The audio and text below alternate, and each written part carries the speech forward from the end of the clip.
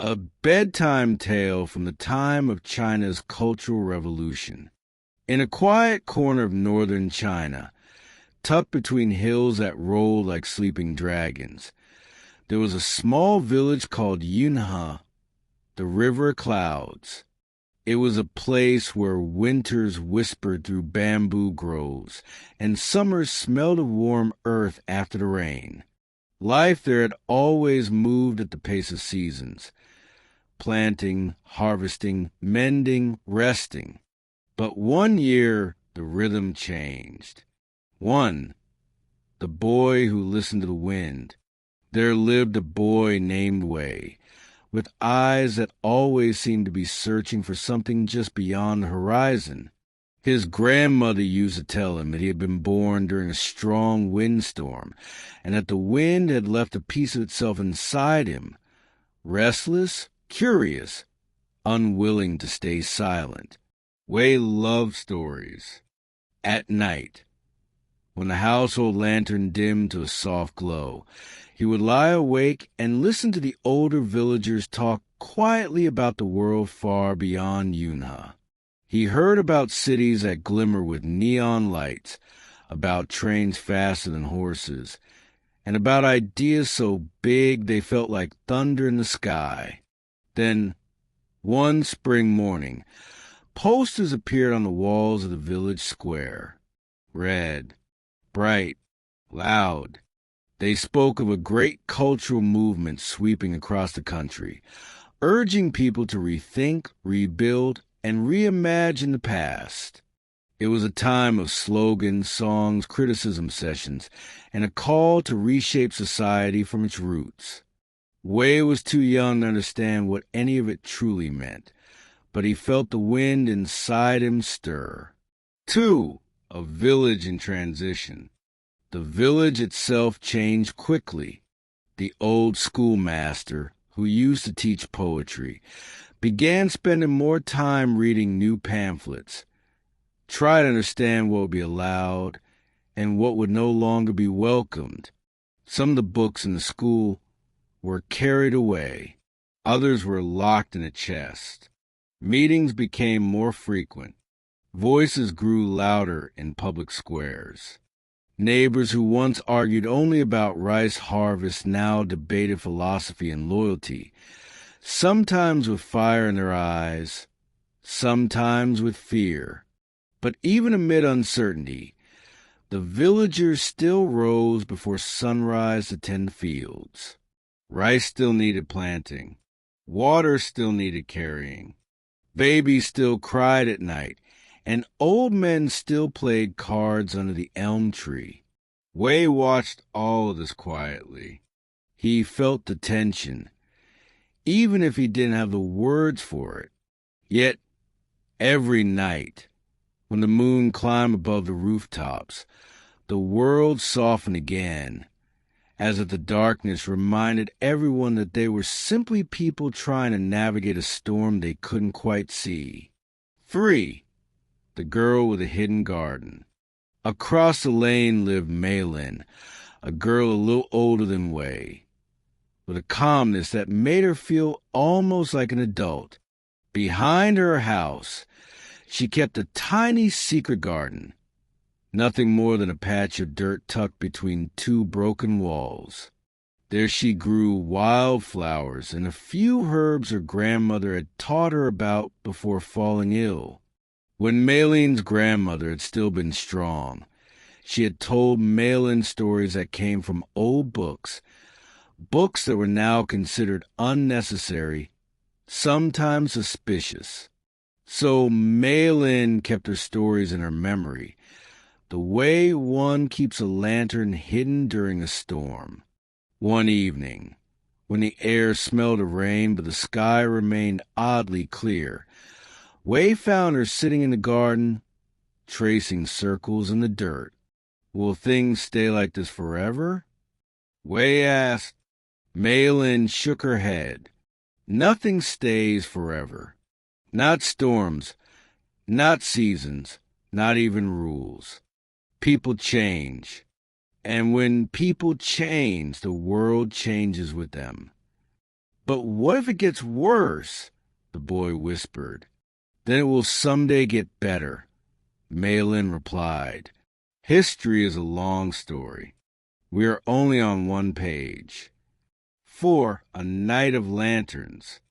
As years turned, the Cultural Revolution continued to shape every corner of life, even the quiet ones. Some villagers left to join youth groups in cities. Some returned with new ideas, new words, new ways of seeing the world. Some friendships tightened, others cracked. Yet, even in the thick of transformation, life carved out moments of gentleness. One midsummer night, the villagers were permitted to hold a festival, not the old-style celebration. Many traditions were still discouraged, but a simple gathering by the riverbank. Children crafted lanterns out of paper, careful and quiet, folding and gluing under the golden wash of dusk. The lanterns weren't decorated with the usual poetic characters or lucky symbols. Instead, they bore simple shapes: stars, rivers, mountains. When the sun sank, the lanterns were lit. Wei's lantern was shaped like a square house with 4 windows, one for each season. Meilin's lantern was a circle like the moon. They set their lights on the water and watched them float downstream, carried by a current older than any movement, any leader, any idea. The river reflected the lanterns like a long chain of small, stubborn hopes. 5. The ending that wasn't an ending. When Wei reached his late teens, the winds shifted once more across the country. Policies changed. Campaigns ended. The fervor softened. Life folded slowly back into something more recognizable. Villagers who had left returned. Families repaired old disagreements. The schoolmaster unlocked his chest and brought out a poetry book that smelled of dust and memory. Wei and Meilin, now older, walked through the fields one evening. The cicadas were loud, and the air was warm enough that the breeze felt like a blanket. Do you think people will remember all of this? Wei asked. Yes, Meilin said, but they'll remember it differently. History isn't stone. It's clay. People shape it. Wei looked at the horizon. I wonder what shape it will take. That depends, she answered, on who tells the story and who listens. The wind brushed the wheat, bending the stalks in soft waves. For the first time in many years, Wei felt that the piece of wind inside him wasn't restless. It was settling, almost resting, as if it had finally found its own quiet place. And that night, as Yunhe village drifted into sleep, the fireflies danced above the river like lanterns return home. 6. After the storm. Years passed like pages turning in a book left open beside a window. The Cultural Revolution had ended, officially and unmistakably. But its echoes lingered in memories and habits, in the quiet way people now hesitated before speaking too freely. In Yunhe, the hills still rolled like sleeping dragons, but the villagers walked with a different posture, as though learning once again to trust the ground beneath their feet. Wei, no longer a boy, began helping the schoolmaster, not to enforce rules or distribute pamphlets, but to rebuild the spirit of learning that the village had almost forgotten. The school had been a place of slogans. Now they wanted it to be a place of curiosity again. Some of the old books remained lost forever, yet new ones arrived, brought by traders and traveling teachers. They smelled of ink and possibility. Wei believed this mattered more than anyone realized, because learning, he thought, was like planting seeds. Some would sprout in the spring, others many seasons later, but all of them carried potential in their tiny, quiet shells. 7. Meilin's garden grows.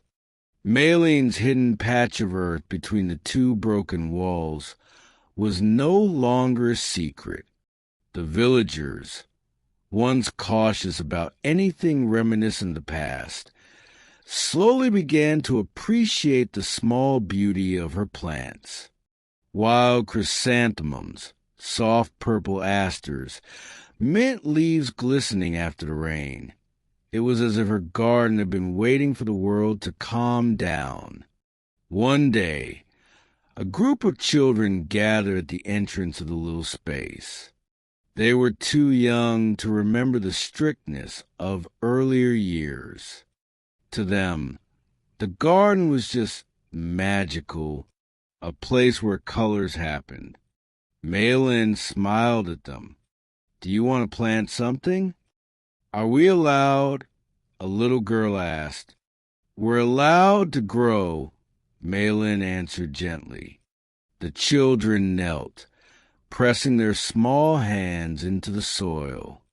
For the first time in a long time, laughter, free, uncomplicated, bright, echoed between the broken walls.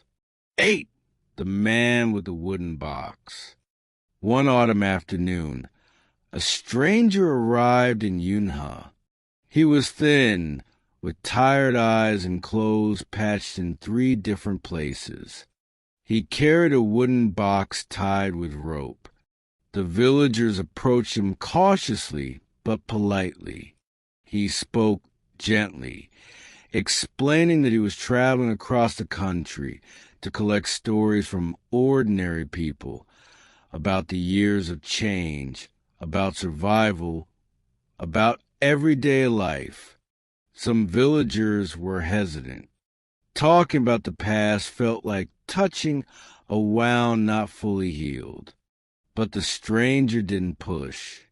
He simply sat beneath the elm tree every evening, the wooden box beside him, and listened to those who chose to speak. Wei approached him on the 3rd day. "What's inside the box?" he asked. The stranger smiled. "Paper, ink, brushes, and stories that belong to other villages. Stories that might help this one understand it wasn't alone."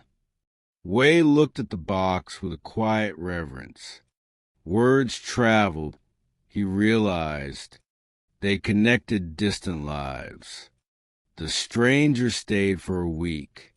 When he left, he gave the schoolmaster a few sheets of handwritten tales. Each one ended the same way. The world changes. People endure. Stories remain. 9 lanterns returned. Another midsummer arrived, warmer than usual, carrying a wind that smelled faintly of peaches. The villagers decided to revive their lantern festival. Not the restrained version they had held during the difficult years, but a real celebration, heartfelt and unafraid. This time, the lanterns were painted freely. Some bore mountains, others poems, others scenes of daily life. A few even showed dragons, their long bodies curling like rivers across paper illuminated from within. Wei made a lantern shaped like an open book. Meilin made one shaped like a flower whose petals glowed in different colors. When night fell, the river shone with more light than stars.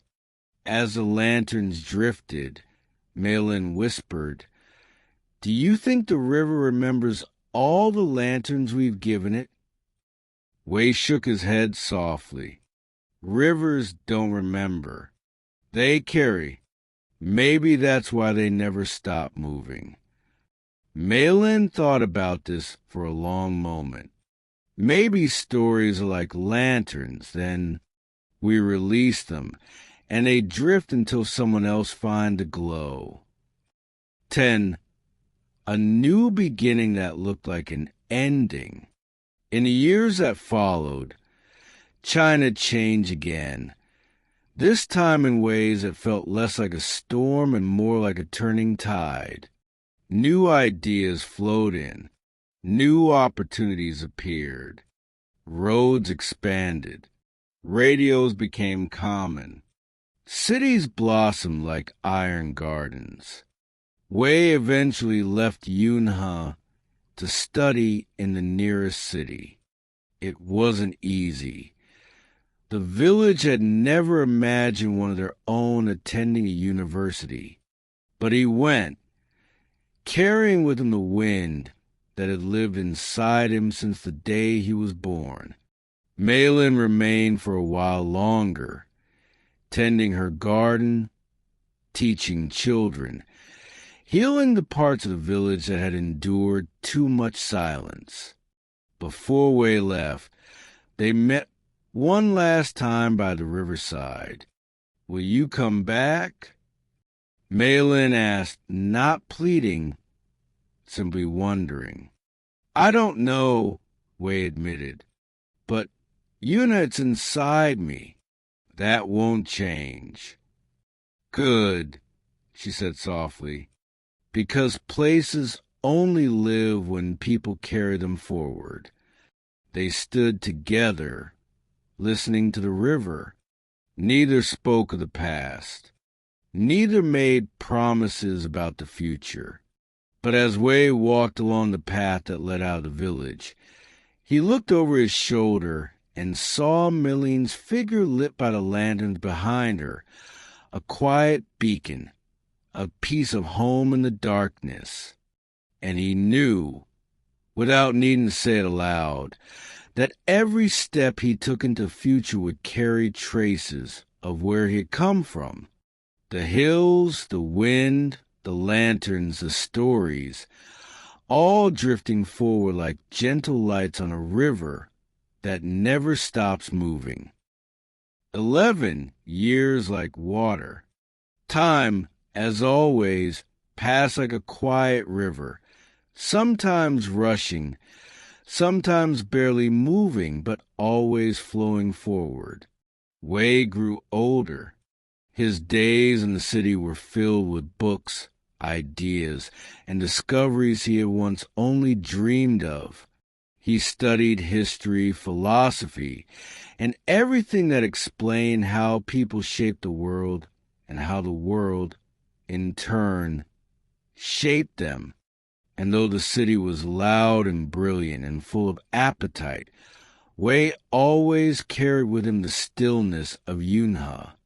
In the evenings, when the lamps outside flickered and the traffic hummed like distant bees, he would open his window and imagine the wind of his childhood, the one that lived inside his chest, passing through bamboo groves again.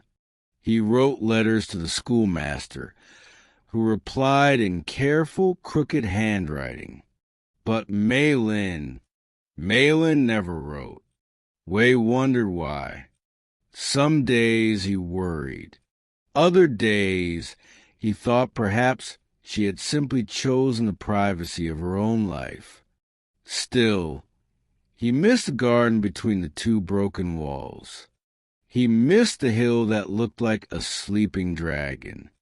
And most of all, he missed the quiet conversations by the river when the lanterns drifted away like soft promises. 12. The return to Yunhe. It was nearly 10 years later when Wei finally returned. The road home had changed. What was once a narrow dirt path was now a paved road cutting through fields that seemed smaller than he remembered. The hills felt closer. The sky felt larger. But Yunhe itself, Yunhe had transformed. There were more houses newly painted, a few shops, a small clinic, and, most surprising, an actual library with glass doors that reflected the sunlight like open wings. Wei stepped inside. The shelves were simple but full, and the air smelled of paper and dust motes dancing lazily. On one shelf, he saw something that made him pause. A small wooden box, displayed carefully, almost reverently. He recognized it immediately. The stranger's box, the one filled with stories. A librarian approached.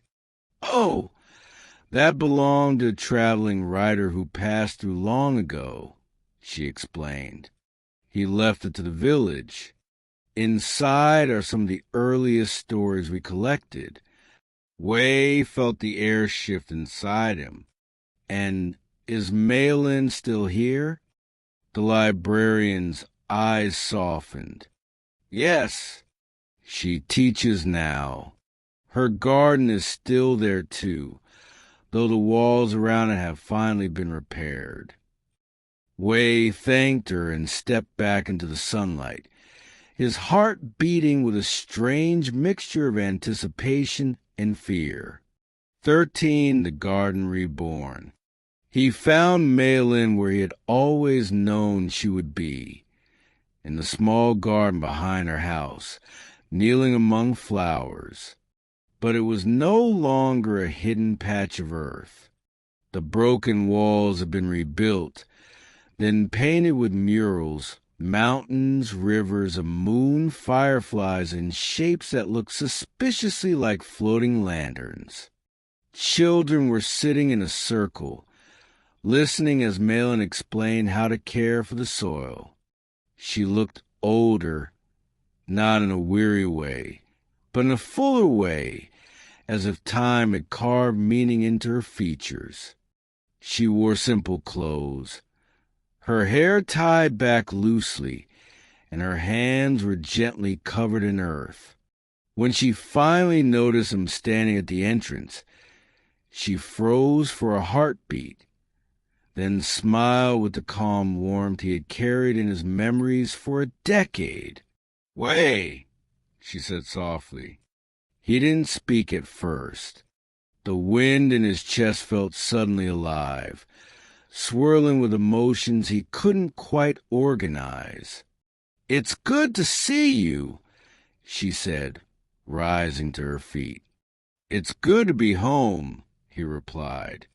The children looked between them curiously, sensing something grown-ups didn't always say aloud. 14, stories in the library. That evening, Meilin took Wei to the village library. The wooden box was still on its shelf. Inside were papers, some old, some newer, all filled with handwritten stories from people in Yunhe. "What happened after the stranger left?" Wei asked. "People realized their stories mattered," Meilin said. "They needed to speak them, and writing became a way to heal." She handed him a page. "This one is mine." Wei read it slowly. It wasn't a dramatic story, just a memory of the Lantern Festival they revived together, written with tenderness and simplicity. But there was one line that made him pause. "And one lantern I released that year carried a hope I never spoke aloud." He looked at Meilin, but she only smiled faintly, not explaining. 15, a night of fireflies. Later, as the sky darkened, they walked to the riverbank. No festival was happening. It was just an ordinary night. But the fireflies had returned, glowing like tiny drifting lanterns. Wei felt the familiar peace of the place settle around him. "I missed this," he said quietly. I know, Meilin replied, and I missed you. This time, she didn't look away. I wondered if you would ever come back. But I also knew the wind and you needed to travel before it could rest. They stood side by side, the river whispering past them. Do you still think stories are lanterns? She asked. I do, Wei said, and some drift back home. Meilin nodded. Some do. The fireflies dance around them, tiny points of gold in the warm summer air. It wasn't a dramatic moment. It wasn't loud. It was quiet, tender, inevitable, like a truth that had taken years to unfold. And as the night deepened, the two of them stood together beneath the wide sky, no longer children shaped by storms, but adults shaped by everything they had endured, learned, and carried. The hills behind them were still sleeping dragons. The river still moved forward, and the lanterns, even the invisible ones, still drifted and 16, the shape of tomorrow. In the weeks that followed, Wei settled quietly back into the rhythm of Yunhe. It felt strange at first, returned to a place that was both familiar and transformed. But the village accepted him the way soil accepts a seed, without question, simply letting it become what it must. He helped at the school.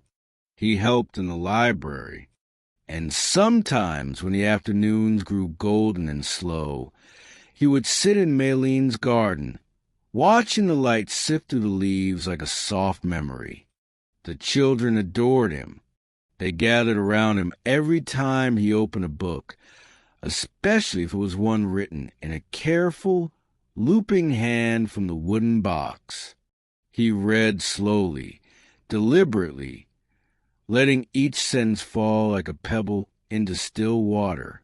Yet every night, when the moon rose above Yunhe, Wei found himself wandering toward the river, the same river where lanterns had drifted, where his childhood had ripened, where he now felt the future stirring. And more often than not, Meilin was already there, as if she too were listening for something only the night could say. 17! The letter that never arrived. One evening, as the crickets sang their restless songs, Meilin handed Wei a small folded paper. It was slightly yellowed at the edges. I wrote this a long time ago, she said. I never sent it. Wei opened it gently. The handwriting was unmistakably hers, neat, soft, deliberate. It was a letter from nearly 10 years before.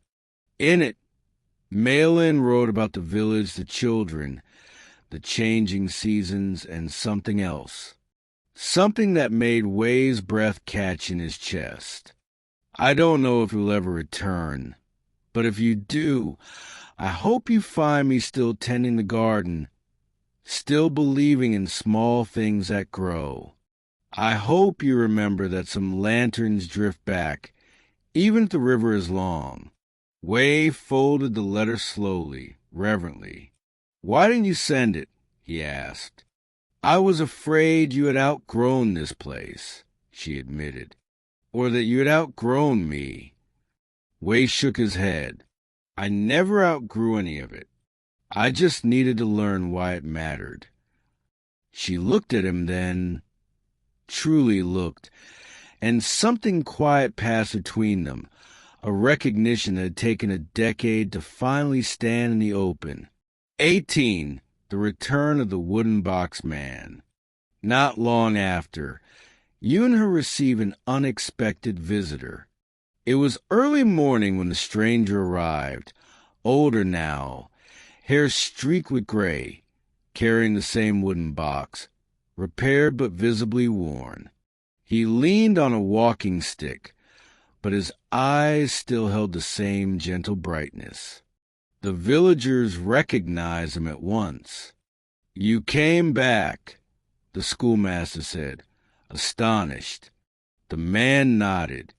"I wanted to see the stories I left growing." He was taken to the library, where he saw the shelf dedicated to the box. Tears gathered in his eyes, not of sadness, but of profound, tender gratitude.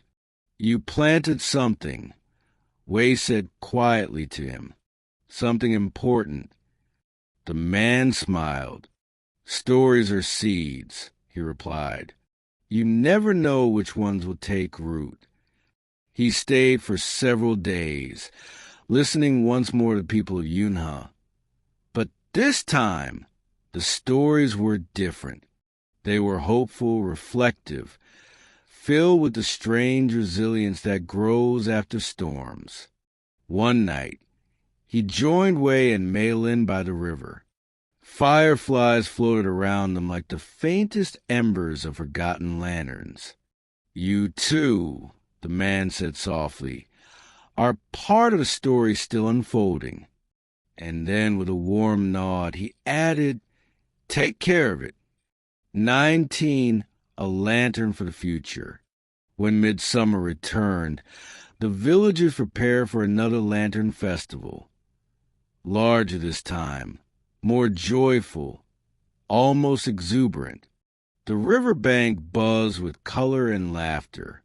Wei crafted his lantern carefully. Not a book this time, but a lantern shaped like a home with open doors. Meilin made a lantern shaped like a blooming flower with a tiny paper garden inside.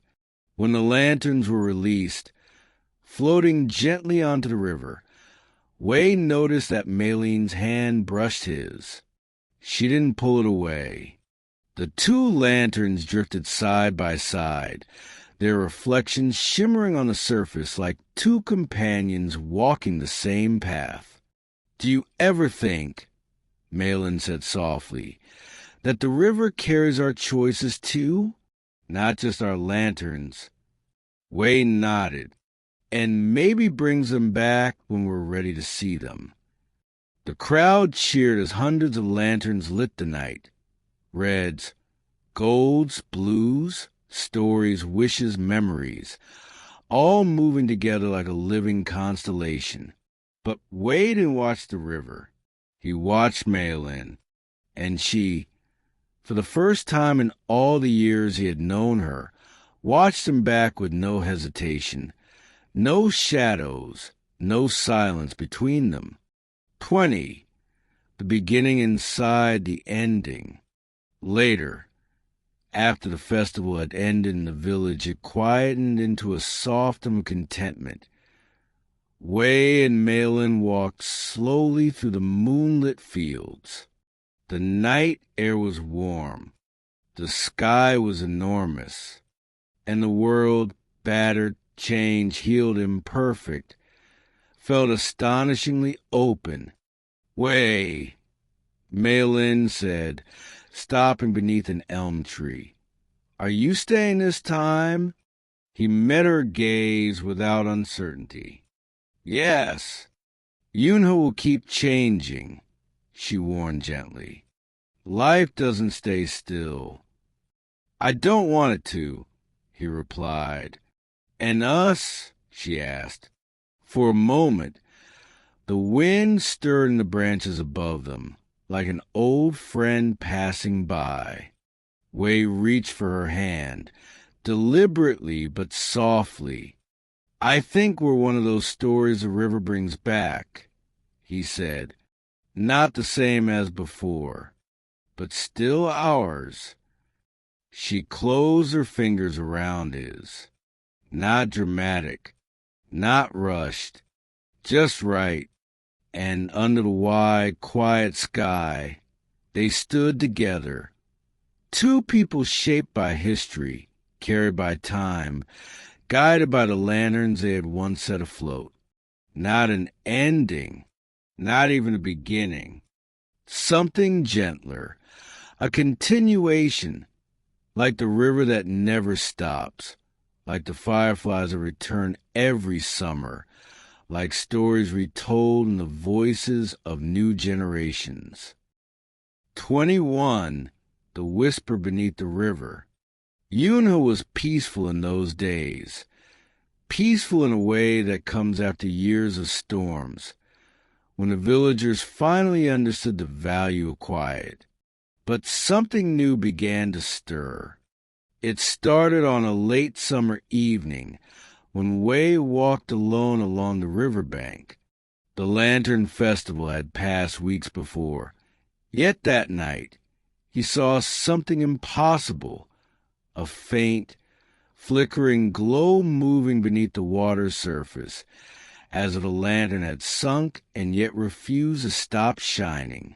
He leaned closer, and the glow darted away like a startled fish.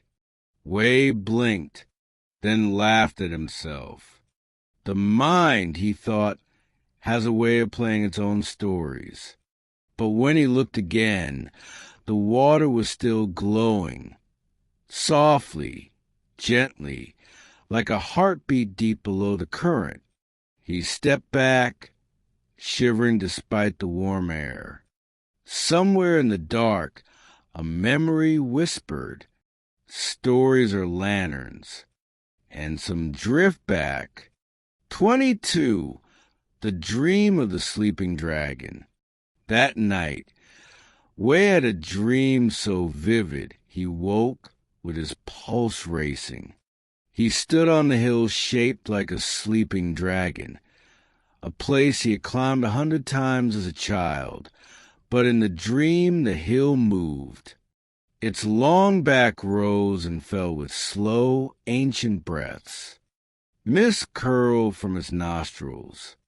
Its body shimmered with patterns like old calligraphy. The dragon didn't speak. It didn't need to. It simply turned its massive head toward him, one golden eye opening like dawn. Then Wei awoke, gasping, his bedsheets tangled around him. He tried to dismiss it, but the image stayed with him. The dream felt less like imagination and more like something trying to remember itself. 23. Meilin's Secret.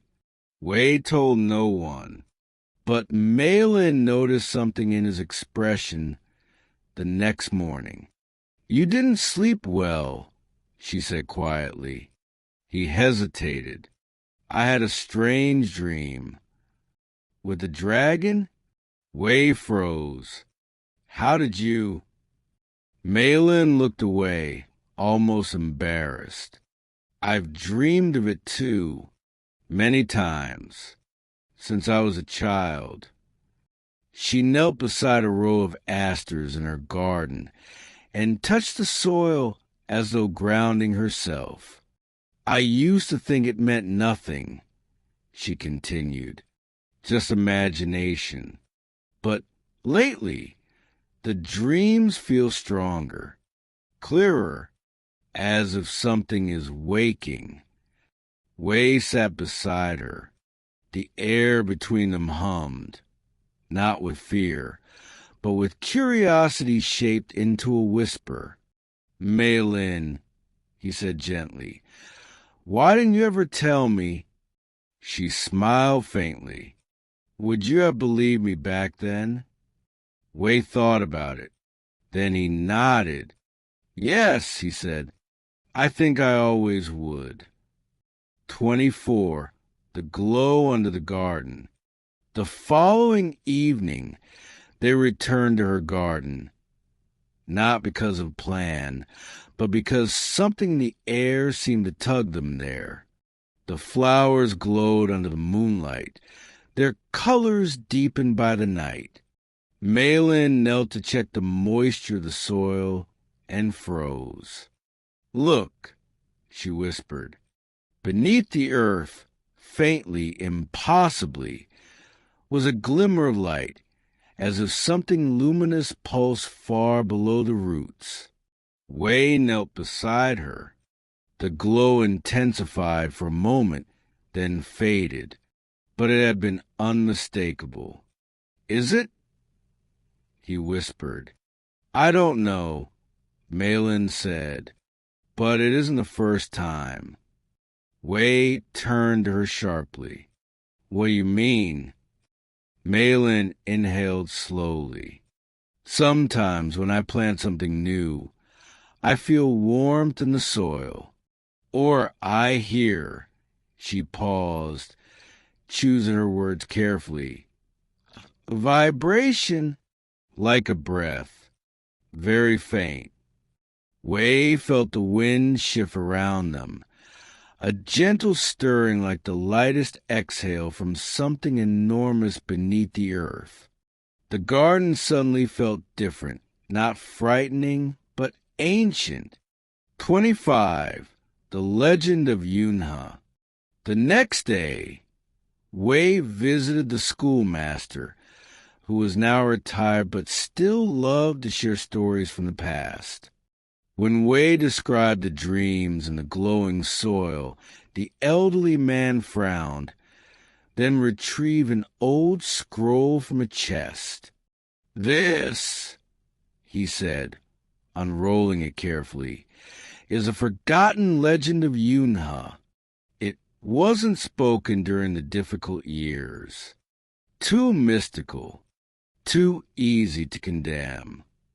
The scroll depicted a dragon curled beneath the hills, its tail touching the river, its body forming ridges where crops grew, and its breath rising as mist each dawn. "A sleeping guardian," the schoolmaster explained. "They said the dragon protects the village in times of darkness.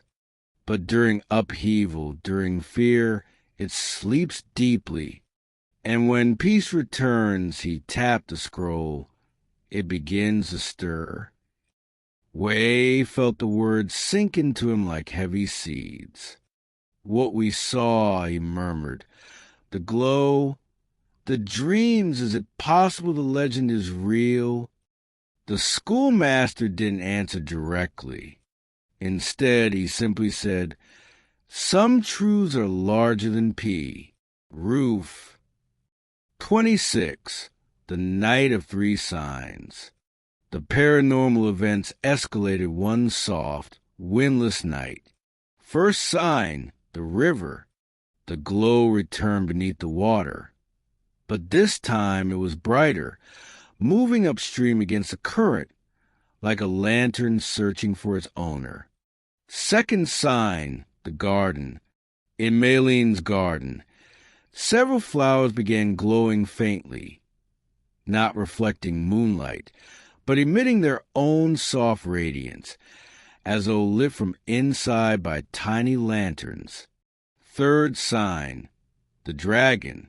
A tremor ran through the hill, so subtle it could have been imagination, so real that neither Wei nor Meilin dared to speak of it.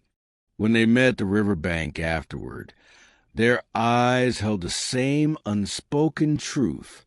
Something ancient was waking, something tied to them, something tied to Yunhe itself. 27. The Dragon's Breath. A few nights later, Yunhe was wrapped in silver fog, unusually thick, almost luminous. Wei and Meilin ventured onto the hill. At the summit, the fog swirled around them in rhythmic pulses, like breath. And then, out of the mist, a low, resonant sound rolled beneath their feet, not loud, not frightening, but deep enough to vibrate inside their chests. The hill felt alive. Meilin reached for Wei's hand, and in the fog, faint as a memory, a voice, or something like a voice, drifted through the air. Guardians awaken when the stories return. Wei's heart hammered. Meilin's breath caught. But neither ran, because they understood. The dragon was not a creature of scales and fire. It was a guardian of memory, a keeper of what endured, a symbol, or perhaps a spirit, of the village, awakening as Yunhe healed its wounds. And the paranormal touches were not warnings. They were acknowledgments. The village had survived its darkest hours. The stories had come back. The lanterns had found their river again. And the guardians of old were stirring from long sleep. 28. The quiet after the awakening. Slowly, the glow beneath the river faded. The flowers returned to their normal colors. The tremors stopped. The fog thinned. But something had changed. The air in Yunhe felt warmer, safer, more alive. Wei and Meilin walked back to the village hand in hand. The night full of unseen eyes that felt protective rather than frightening. As they reached the edge of the garden, Meilin whispered, "Do you think it's gone?" Wei shook his head with a small, calm smile. "No, I think it's watching." And above them, the hill, the dragon, seemed to hum in approval, as if the land itself exhaled a blessing. 29. The echoes that refused to die. Yunhe had changed on the surface. The roads, the library, the laughter of children running through Meilin's garden. But beneath that softness, something older stirred, something that remembered what the people wanted to forget. The Cultural Revolution had ended, yes, but its ghosts had not. Shame, fear, broken loyalties, silences that had never healed, stories erased so thoroughly they had become shadows. The dragon beneath the hills wasn't just waking, it was feeding on memories, on consequences, on everything the villagers had buried in the name of survival. And as its breath rose from the soil in faint silver mist, the past began whispering in places it had no business returning to. 30. The first signs of the reckoning. One night, the schoolmaster reported seeing a figure at the edge of the elm grove, someone dressed like the youths of the old Red Guard patrols. A green armband, a faded cap, the silhouette of a book lifted high, like a weapon. But when he approached, the figure dissolved into smoke. A child in the village claimed she woke to the sound of chanting, slogans from decades before, drifting through her window even though no wind was blowing. And one elderly woman refused to leave her house for days after hearing loud knocking that came from inside her walls. Wei listened to these stories with a tightening in his chest. Meilin listened with her pulse quickening. They both knew the dragon was stirring not just with protection, but with memory.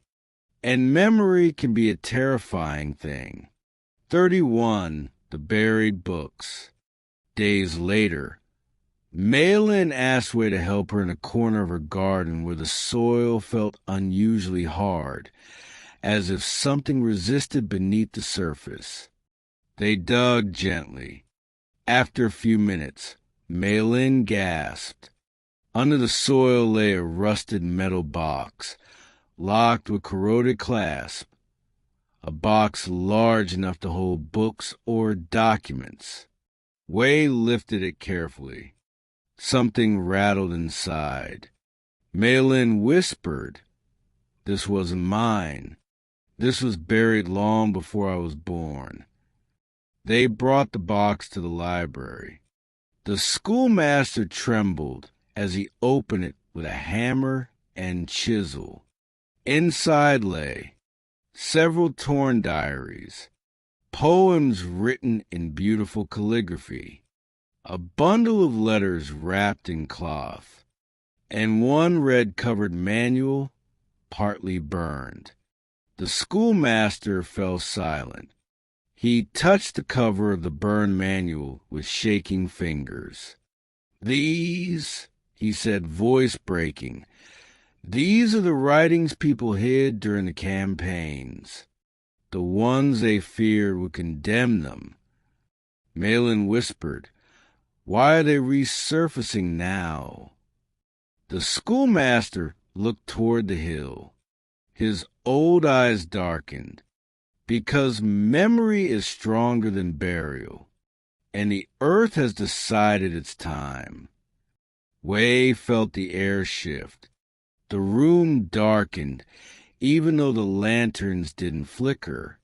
Something unseen had come to listen. 32, the slogans in the mist. One night, an unnatural fog swept into Yunhe, thicker than the gentle dragon fog they'd come to recognize. This fog was darker, colder, carrying shapes that move when watched and still when approached. Wei walked with a lantern. Meilin walked beside him. From somewhere inside the fog came the faint beat of marching boots. Then voices.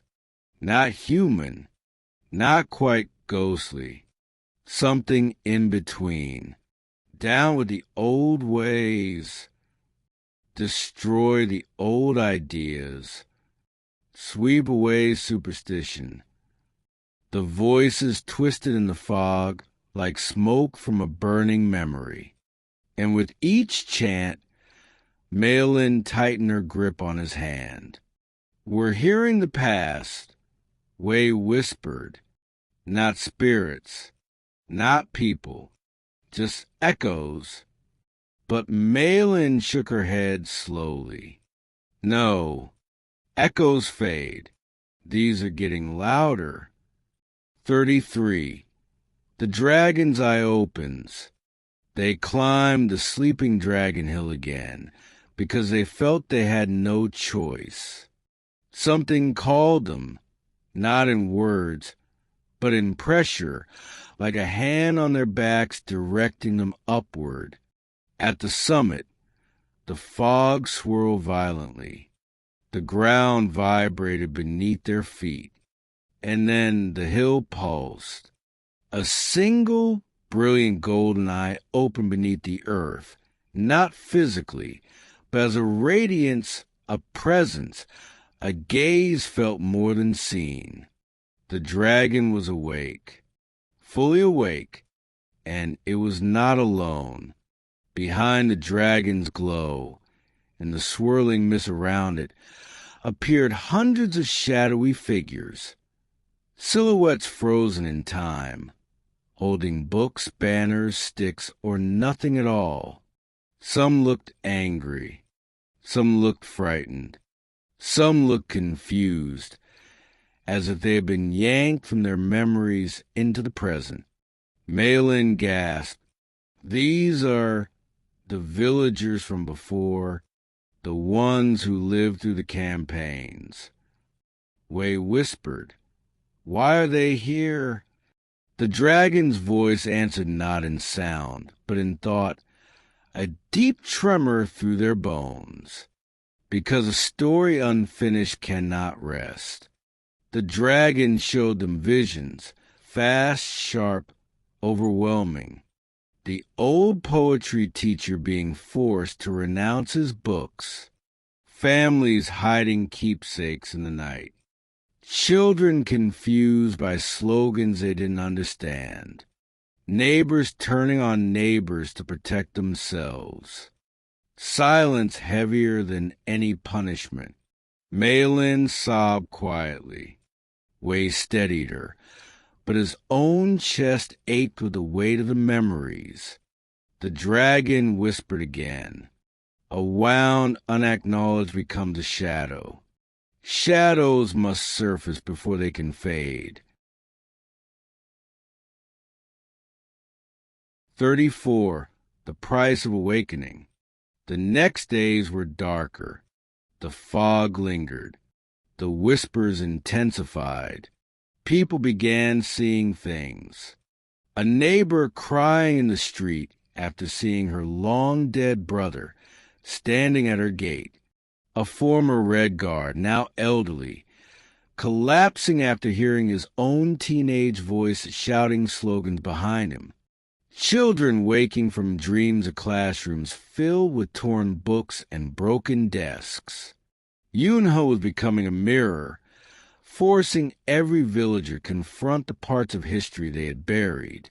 Wei and Meilin realized the dragon hadn't caused the darkness. It had simply revealed it, brought it back, made it visible, made it unavoidable, because healing requires sight. And sight is sometimes the cruelest gift. 35. The Night of Reckoning. One night, the fog thickened to pitch black. The lanterns couldn't penetrate it. The moon vanished. The river fell silent. Wei and Meilin stood on the hill, and the dragon rose, not physically, but as an enormous outline of shimmering gold, coiled around the village like a serpent of light. And in the fog beneath it, all the ghosts of the past gathered, shouting, weeping, silent, frightened, accusing, lost. Meilin whispered, terrified, "What does it want from us?" The dragon answered, "Truth." The fog twisted. 100 voices whispered in unison, "Remember us. Say what was done. Say what you endured. Say what you regret. Say it aloud. Say it aloud. Say it aloud." Wei swallowed hard. He understood. The dragon wasn't haunting the village. The past was. And the only way to quiet the ghosts was to speak the truth they never could. 36. The gathering of the living and the dead. The village of Yunhe had known darkness before. Political darkness, emotional darkness, the darkness of suspicion and fear. But nothing resembled the night that now descended. The fog was alive, thick as smoke, cold as regret. The villagers stepped outside their homes as if pulled by invisible strings. Young and old, brave and frightened. Those who had suffered, those who had inflicted suffering, those who had remained silent. The entire village walked toward the hill, not by choice, but by truth. Wei and Meilin waited at the summit, facing the storm of fog and light, as the shimmering outline of the dragon coiled protectively around everything, its golden scales flickering like dying lanterns. Below, silhouettes began to emerge. Some villagers gasped. Some fell to their knees. Others whispered names they had avoided for decades. The shadows of the past had faces. Not monsters. Not demons. Just people. People who had lived. People who had died. People who had been broken by the turbulence of history. Each ghost carried the weight of a memory. Some held torn books. Some held smashed heirlooms. Some held nothing except their gaze, accusing, pleading, longing. 37. The ritual of speaking. The dragon lifted its head, its golden eye open in the sky like a second moon. Then the voice, deep, ancient, impossible, rang through the fog. Name what was taken. A woman stepped forward first, old now, hands trembling. "I burned my family's paintings," she whispered. "My father painted them. I was told it was the only way to save us. But I never forgave myself." A shadow stepped closer to her, the silhouette of a man with a paintbrush behind his ear. His head bowed gently, then vanished. Another villager came forward. "I denounced my teacher," he said, voice cracking. "I didn't want to. I was 13. They told me I had to. I thought he would understand. He was never the same after." The ghost of an old schoolteacher floated before him, not accusing, not smiling, just present, as if waiting for the truth. And when the villager sobbed the teacher's name aloud, the shadow dissolved into light. One by one, the villagers approached the summit. Confessions, regrets, losses, injustices, fears they had swallowed for half a lifetime.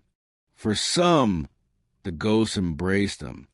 For others, the ghosts merely listened. When each truth was spoken, the shadows faded, slowly, peacefully, as though they had been waiting decades for this moment. 38, Meilin's memory. Then came Meilin.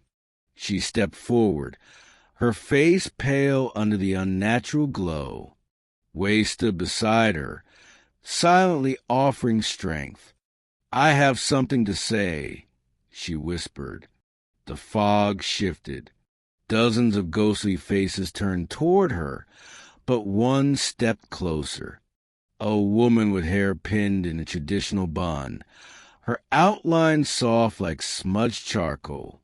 "My grandmother," Meilin whispered.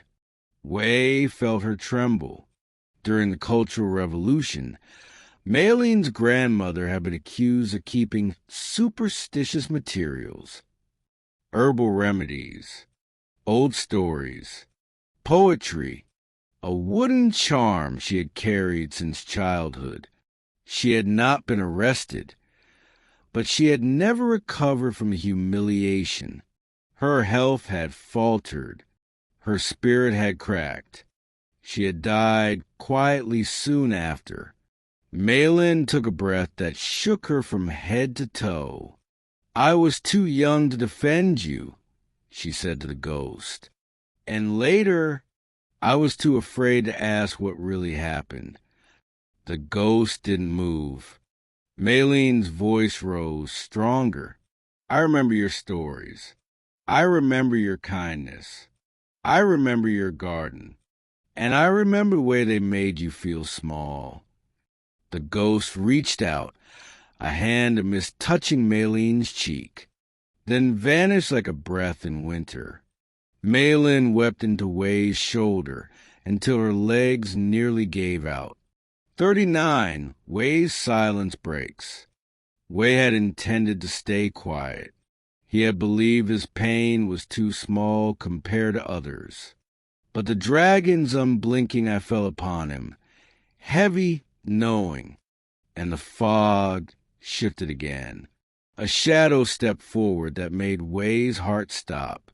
His father, not a ghost of tragedy, not a victim, not a villain, just a man who had once believed deeply in the political fervor of the campaigns, a man who had marched proudly, who had repeated slogans with conviction, who had pushed Wei to serve the people before he even understood what the words meant, a man who later regretted it all in silence, carrying shame like a stone in his lungs.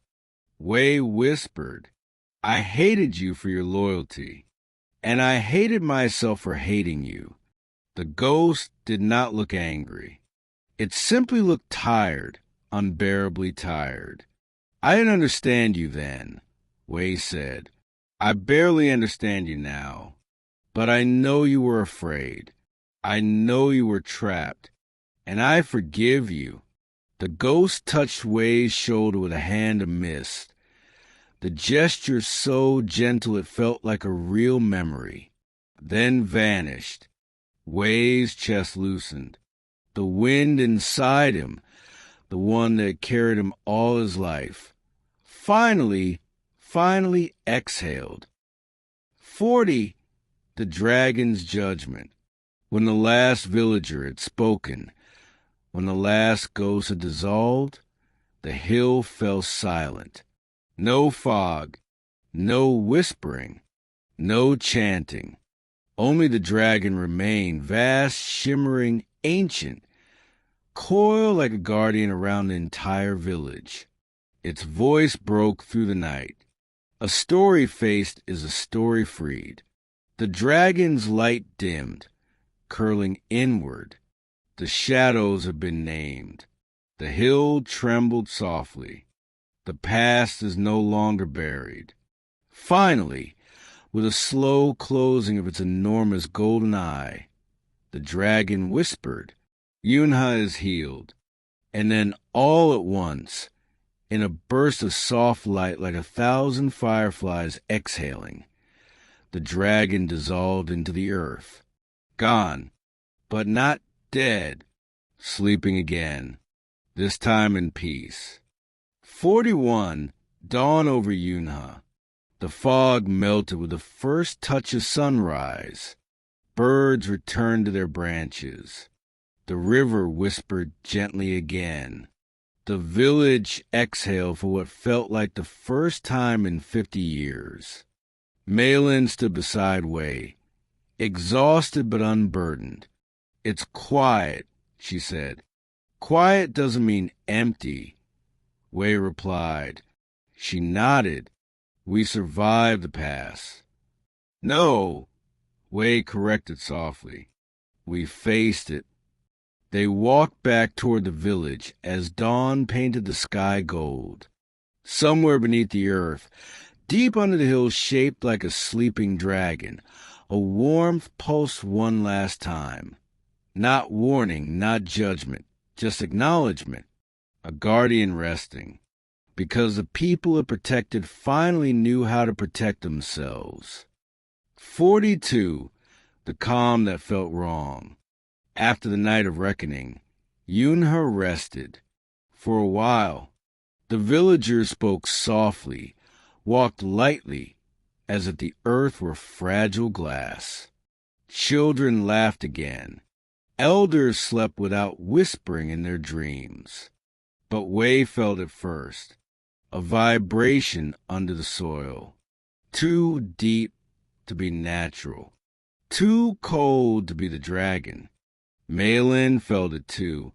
"It's like breath," she whispered one dusk, "but not alive." Wei nodded, "More like decay." Something had shifted under the hill, not in anger, not in healing, but in hunger. And the dragon, once a present sense in the wind and the fog, was silent now. Too silent. 43. The stone that should never have broken. One afternoon, children in Meilin's garden found something buried beneath the roots of chrysanthemum, not glowing like before, not warm, but cold as winter stone.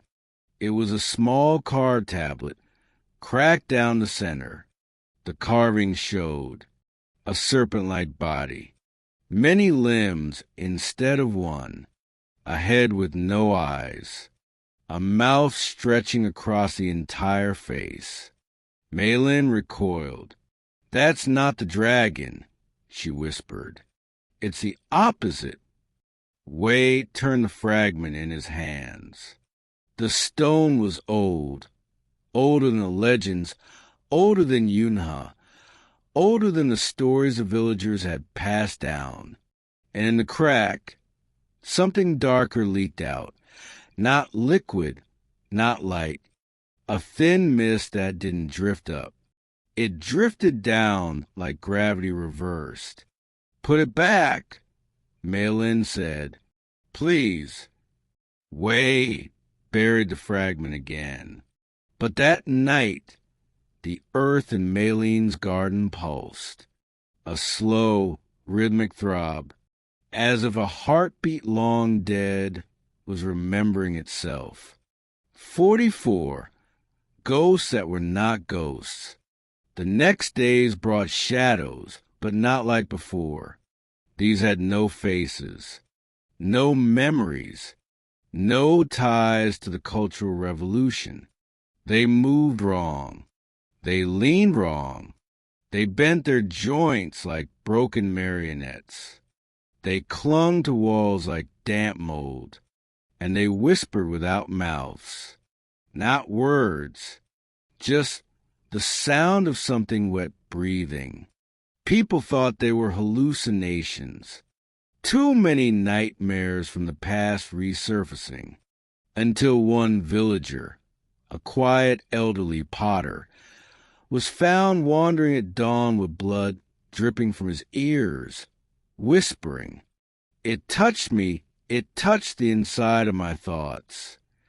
He died that afternoon, peacefully, as if relieved to leave.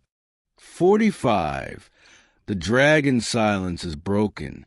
Wei tried to reach the dragon in dreams. For nights, nothing answered. But finally, on the 7th night, the dream dark split open. The dragon appeared, but flickering, weak, like a lantern burning its last oil. Its scales dim, its eyes heavy. "We need you," Wei said. The dragon shook its massive head. "I slept to protect, but now something older than I stirs." Wei almost whispered, "What is it?" The dragon's voice cracked like breaking stone. The devourer of names. Meilin shuddered beside him in the dream. In the time before villages, before stories, before memory, it fed on silence and erasure. When the Cultural Revolution tore names from walls and stories from books, it tasted nourishment again. Now that truth has surfaced, it wakes in hunger. Wei asked, trembling, "Can you stop it?" The dragon lowered its head in shame. "I am a guardian of stories. It is a destroyer of them. I shine. It consumes. I cannot fight what grows from the dark roots of forgetting." And the dragon dissolved like smoke, leaving only the cold, heavy truth. They were alone. 46. The Devourer's first appearance. It happened on a moonless night. The fog didn't come from the river this time. It seeped from the earth. Black, thick, smelling like old books rotting in a cellar. When Wei stepped outside, he saw a shape at the far end of the street. Not a person, not a ghost. Something tall, skin stretched in over bones that bent at angles no spine should allow. Arms that hung to the ground. Fingers too long. Too many joints. Its head was the worst. No eyes, just a vertical slit from forehead to throat, pulsing open and shut like a wound that breathed. And every time it opened, he heard something. Names. Being swallowed. Not spoken. Consumed. The figure turned its head toward him. Though it had no eyes, Wei felt it look at him. His name, unspoken, trembled at the edge of his mind, as if the creature were tasting it. Wei stumbled back. Meilin grabbed him from behind. "Don't let it take your name," she whispered. "The dragon said it devours stories. It starts by taking the names inside you." The creature twitched, jerking its limbs like broken puppets. And then it smiled, a vertical smile. Wet, wrong, hungry. 47. The night the names began to fade. Over the next days, people began forgetting small things. The name of a childhood friend, the title of a favorite poem, a grandmother's lullaby, the name of a river they'd lived beside their entire lives. Then they began forgetting worse things. The face of someone they had lost, a regret they had carried, a truth They had spoken on the night of reckoning, and Wei realized something horrifying. The Devourer was undoing what the dragon had healed, as if reclaiming everything the people had dared to face, feeding on erasure, thriving on silence, growing stronger as memories dimmed. Meilin whispered one night, "If it becomes powerful enough, it won't stop at memories." Wei knew what she meant. Names gone, then emotions, then history, then self. The Devourer would consume the village until nothing human remained. Something had to be done, but they didn't know what. Only that the dragon could not save them, and that the past had left behind more than ghosts. It had left something hungry, something now fully awake. 48, the first name stolen. It started quietly. A boy, 8 years old, bright-eyed, always running, stopped responding when people called him, not because he was stubborn, but because he didn't recognize the sound anymore. He couldn't remember the name his mother whispered every night, the one she had chosen for him, the one his grandmother used when she told him stories by the hearth. He stared blankly when asked, "What's your name?" Nothing. Silence hollow as an abandoned house.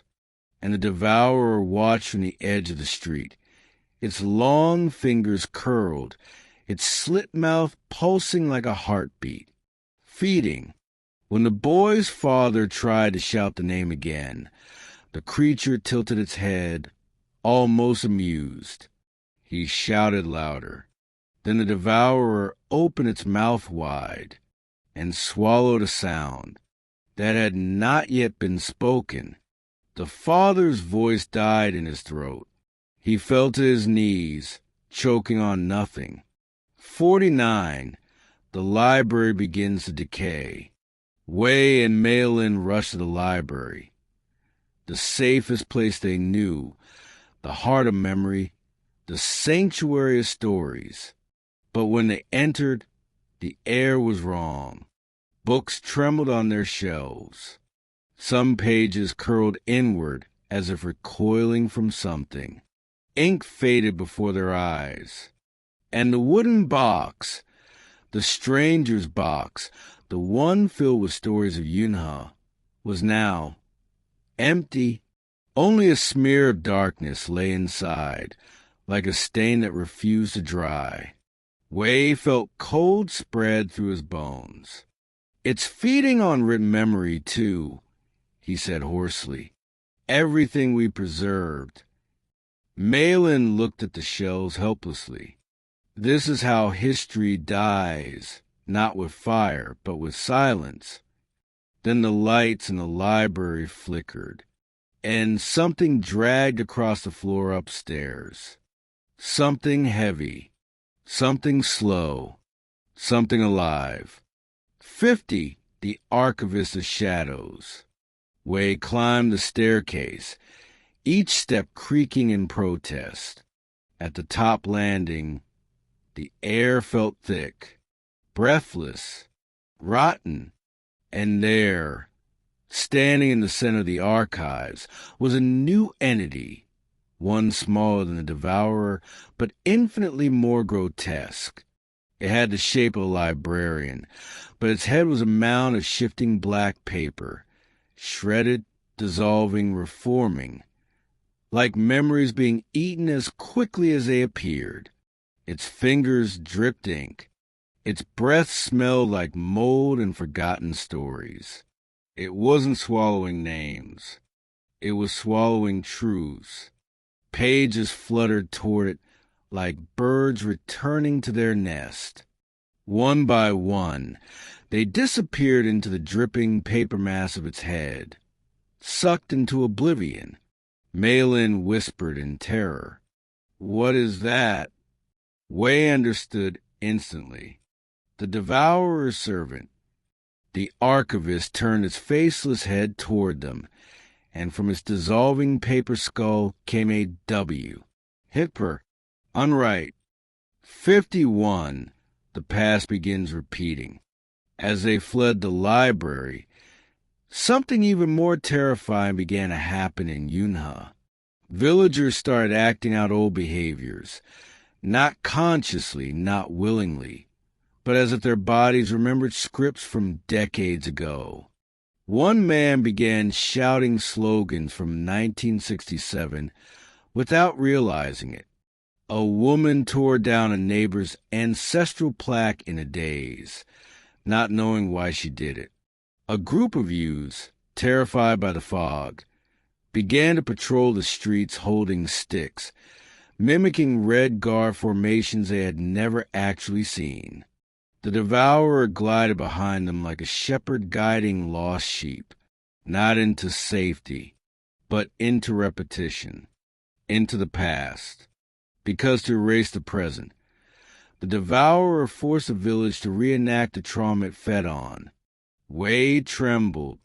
It wants to return Yunhe to the moment of erasure, to the exact wound. Meilin whispered, if it succeeds, will become nothing but a reenactment. No memories of healing, no future, just a loop of terror, a loop of silence, a loop the Devourer could feed on forever. 52, the severing of voices. The next night was worse. Villagers lost the ability to speak. Not physically, their mouths moved, but no sound emerged.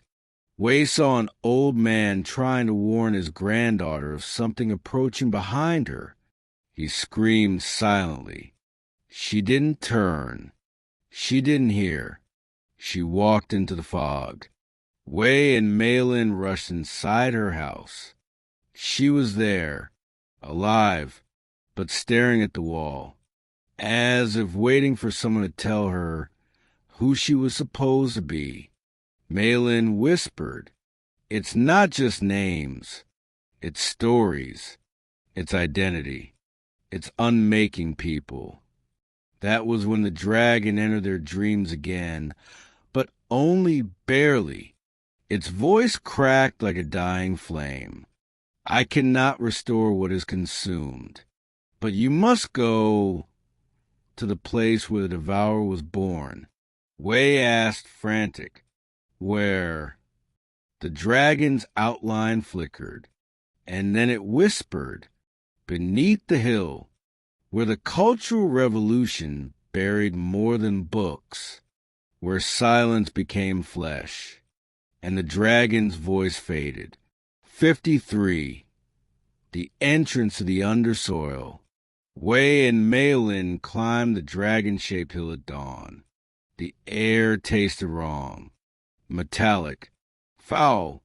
As they reached the crest, the ground collapsed beneath them, not violently, but deliberately, as if opening a door. A dark cavern yawned below. Cold air exhaled from it. Old air untouched by sunlight for generations. Wei held on to Meilin's arm. This is where it sleeps. Meilin corrected him. Slept, and they descended. The walls were carved with symbols, not of the dragon, but the Devourer. Mouths with no eyes. Names scratched out. Faces smudged beyond recognition. Stories cut in half. Pages torn but never burned. And deeper still, beneath decades of compacted soil, they found the heart of the darkness.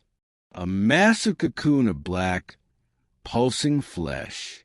Thin veins branching from it like roots. A mouth like slit opening and closing slowly. It wasn't a physical creature. It was an idea given form, born from mass erasure, fed by mass silence, strengthened during the Cultural Revolution by every identity crushed, every past rewritten. Meilin trembled violently. We're standing inside the birthplace of oblivion. Then the cocoon shuddered, and the Devourer stepped out from the darkness behind them, its vertical mouth open wide. And this time it whispered, "I will take everything." 54. Inside the throat of the world. In the cavern beneath the Dragon Hill, the air tightened around Wei and Meilin like wet cloth. Breathing felt wrong. The darkness felt physical, dense, almost granular, as if made from the ashes of forgotten names. The Devourer hovered behind them. Its long limbs touched the walls, absorbing symbols carved generations ago. Every time it inhaled, the cavern shuddered. Meilin whispered, "We shouldn't be here." Wei answered, "We were always going to end up here, because this cave, this rotten womb, was where the Cultural Revolution's most terrible act had occurred, the mass burying of histories.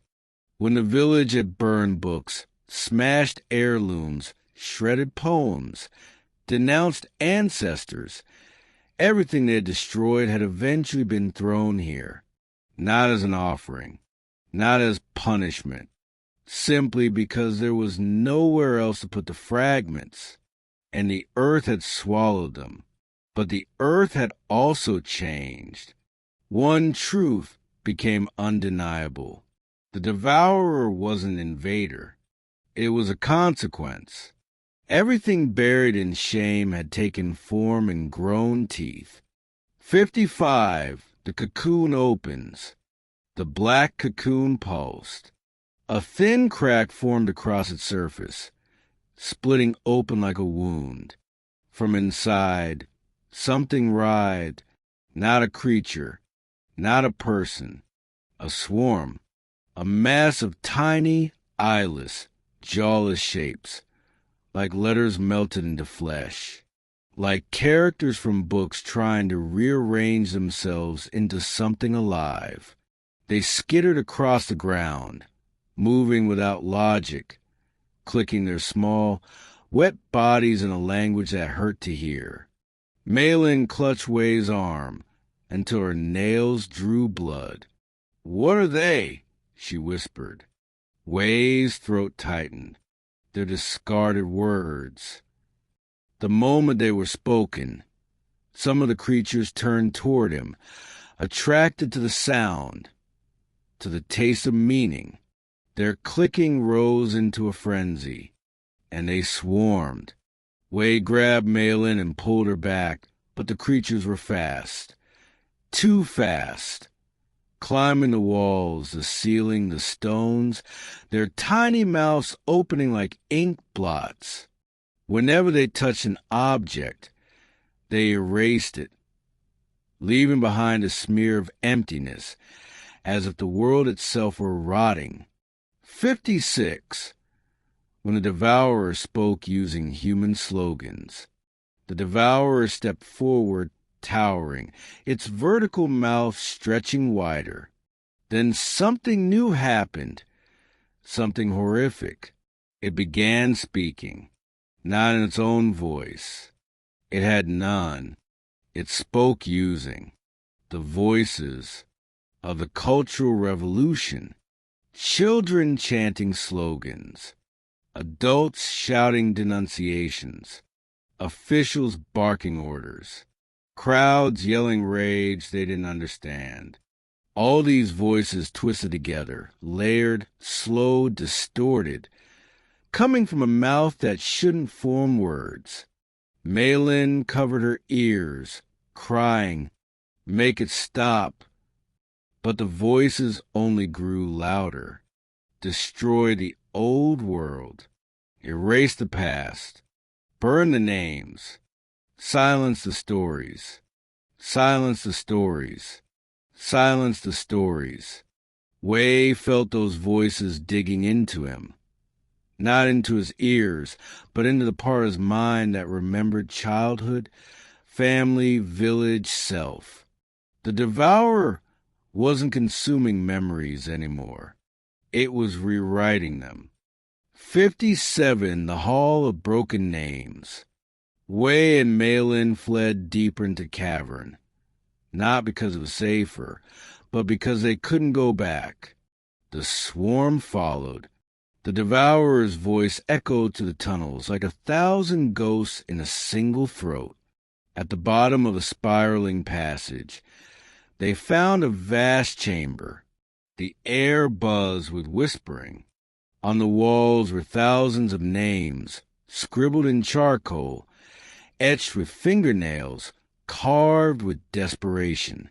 Names of villagers, names of ancestors, names of people erased during the campaigns, names remembered only for a moment before being struck out. Some names were crossed out violently. Some were smudged beyond reading. Some flickered like dying candlelight. Fading as Wei watched, Meilin touched one name gently. A smear spread beneath her fingers. The name erased itself. "Is this what it feeds on?" she whispered. Wei shook his head. "No, this is what it vomits out. The remains of what it's eaten."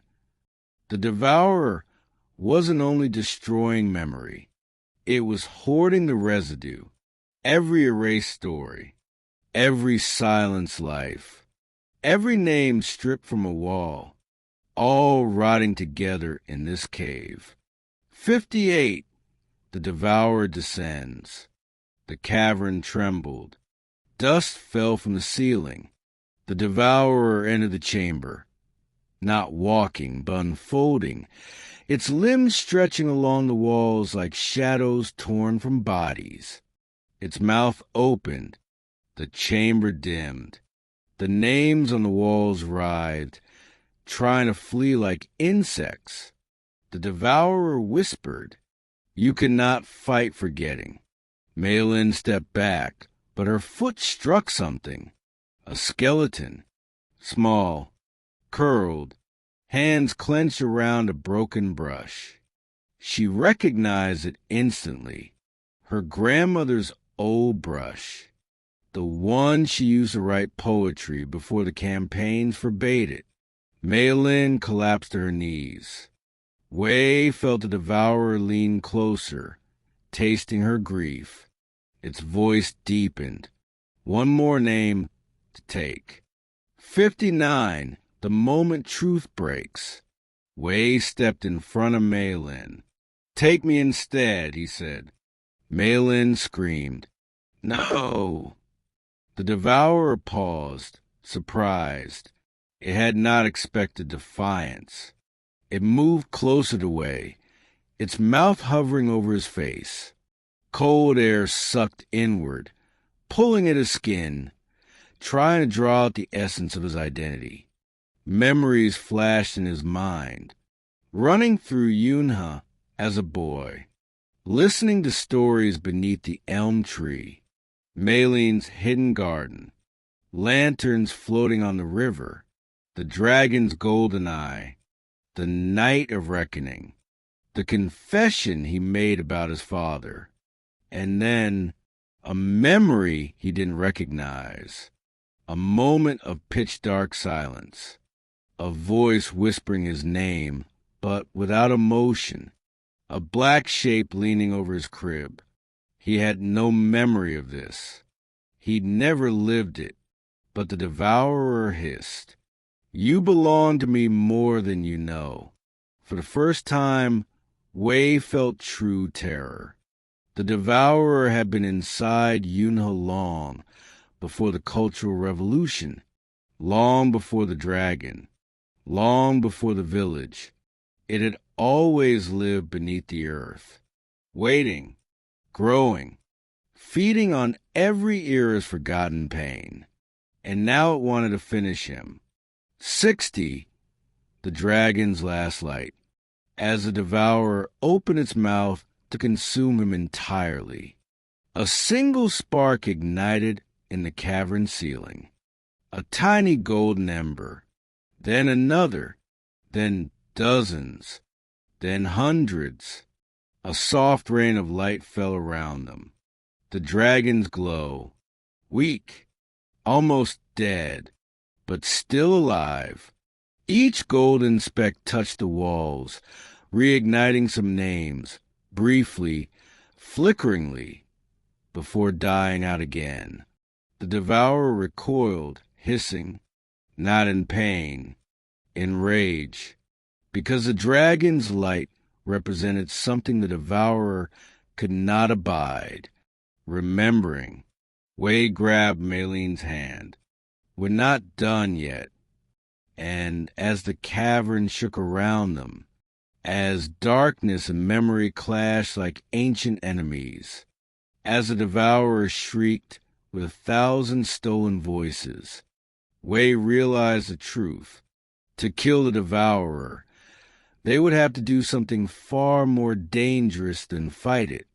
They would have to restore everything the village had once destroyed. All the stories, all the names, all the histories crushed by fear, everything the cultural revolution buried. Only then could the devourer starve. 61, the plan that should never work. Wei and Meilin climbed out of the cavern, their clothes soaked with the stench of oblivion. Behind them, the devourer screamed, not in anger, but in hunger denied. The dragon's flickering light faded by the second. They knew it wouldn't appear again. Back in the village, they gathered every fragment of the past they could find. Torn poems, burned scrolls, broken heirlooms, diaries half dissolved, ancestral plaques splintered in fear. The wooden box from the stranger, letters warped by decades underground. Wei spread them out on the floor of the library, which trembled as if the building itself were afraid. We must restore them, he said, piece by piece, name by name, truth by truth. If memory rebuilds itself, the devourer starves. It'll take days, Meilin whispered. We don't have days. Because outside, the shadows were no longer hiding. They were circling. 62, the devourer's counterattack. The devourer sent its swarm first. Those eyeless, jawless letter creatures crawled through windows, under doors, across roofs. Each carried a fragment of forgetting. Where they touched, words vanished from pages. Memories flickered out. Names blurred from plaques. Villagers froze mid-sentence, as if language itself had abandoned them.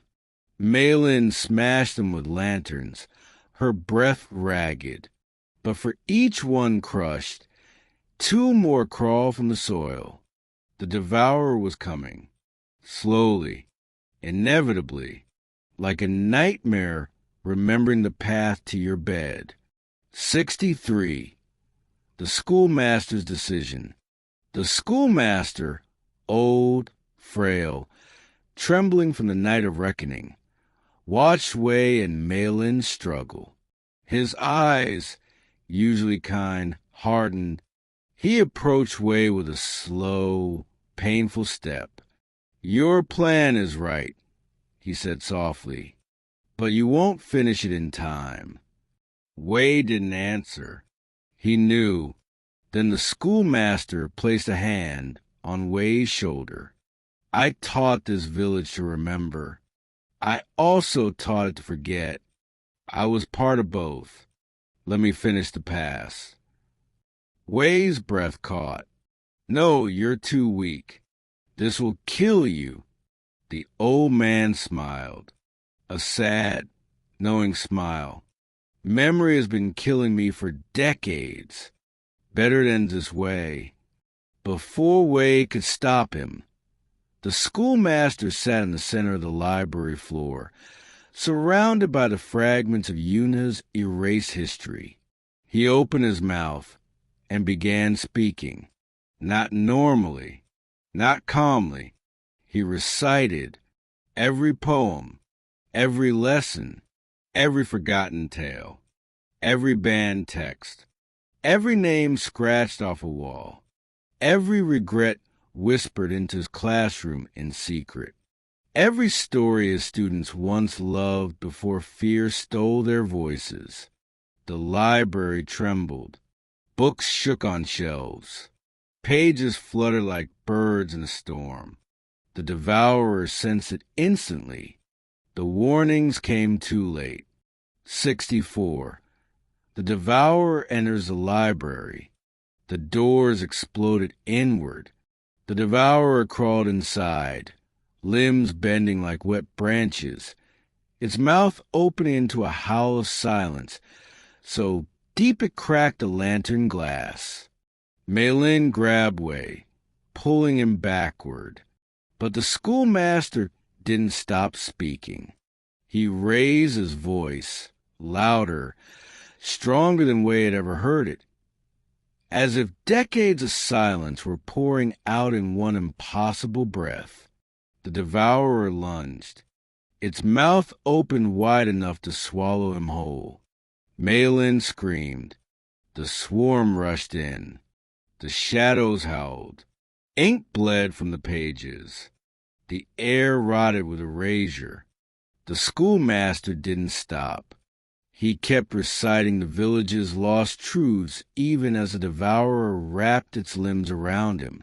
He kept speaking when the swarm began to crawl over him. He kept speaking when the Devourer's mouth latched onto his chest.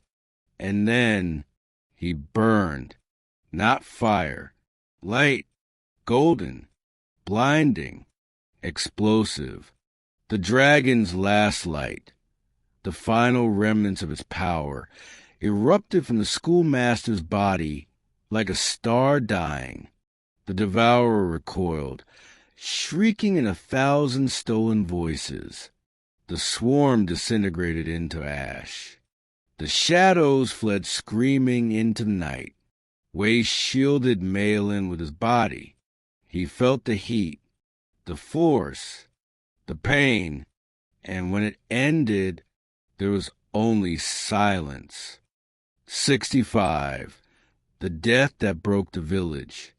The schoolmaster lay motionless, hands still outstretched, face peaceful, mouth slightly open as if about to speak one last word. But no breath came. Wei fell to his knees beside him.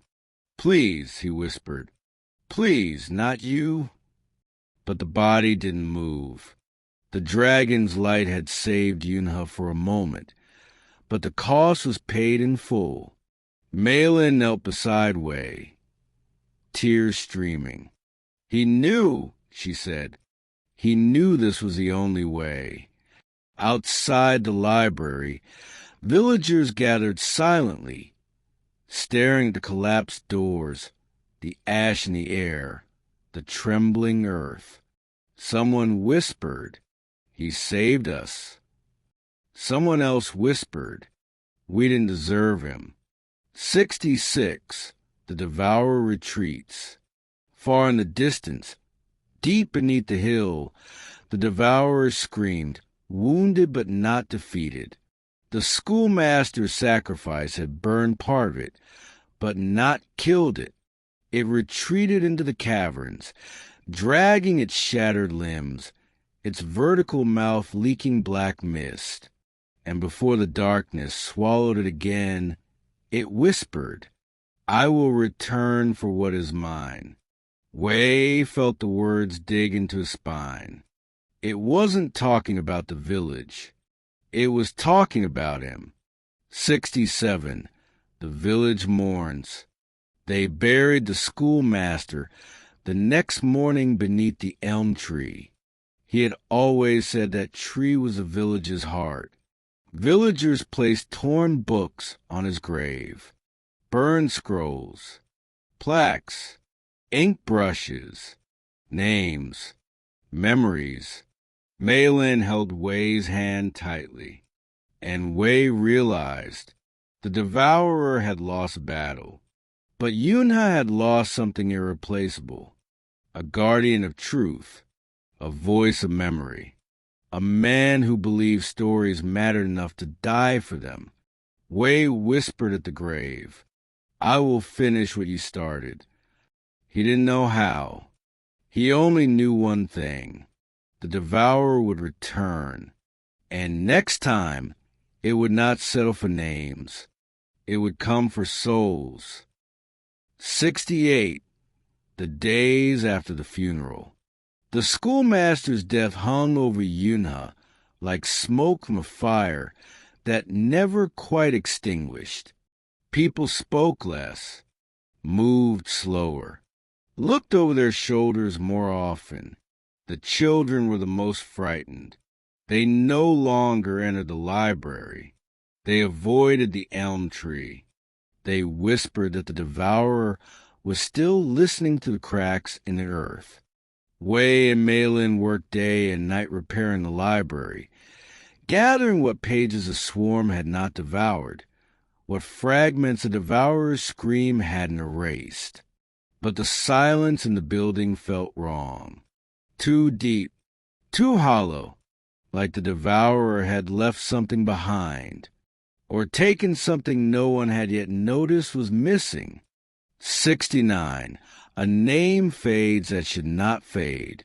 It began with Meilin. She froze mid-sentence while cataloging the recovered documents.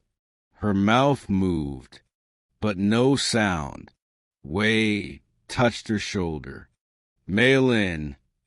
She blinked. Confusion. Fear. "Did you hear me speak?" she asked. Wei's stomach dropped. "You didn't say anything."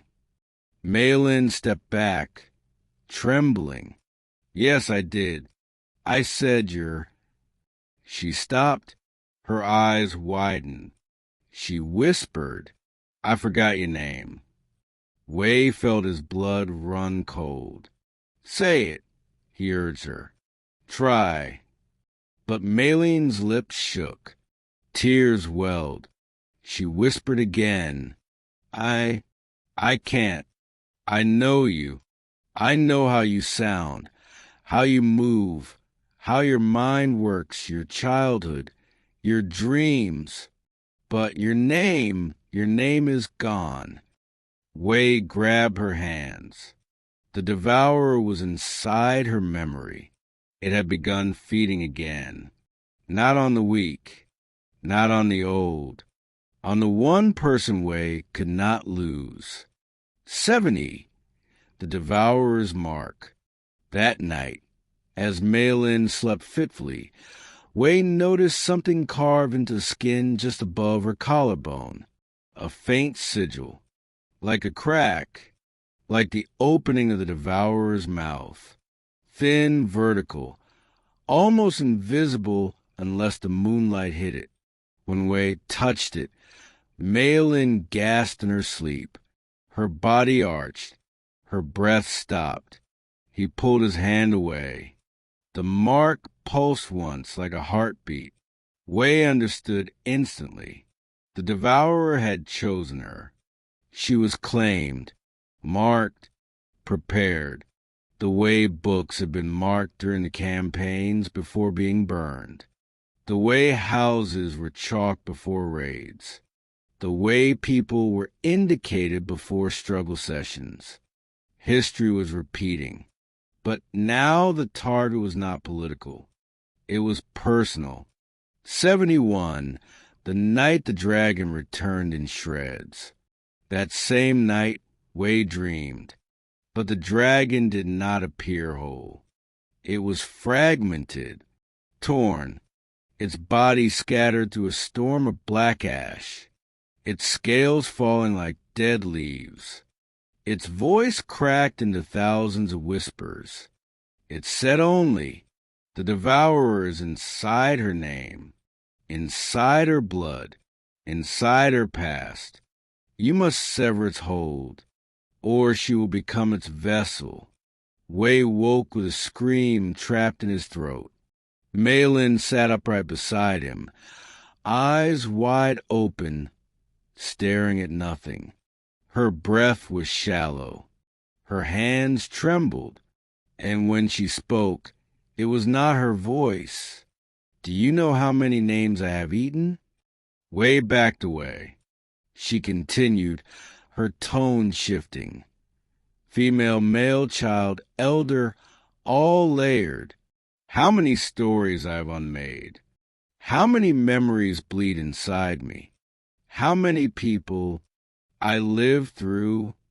Wei whispered, Meilin, please, fight it. Her head tilted, not in curiosity, in mockery.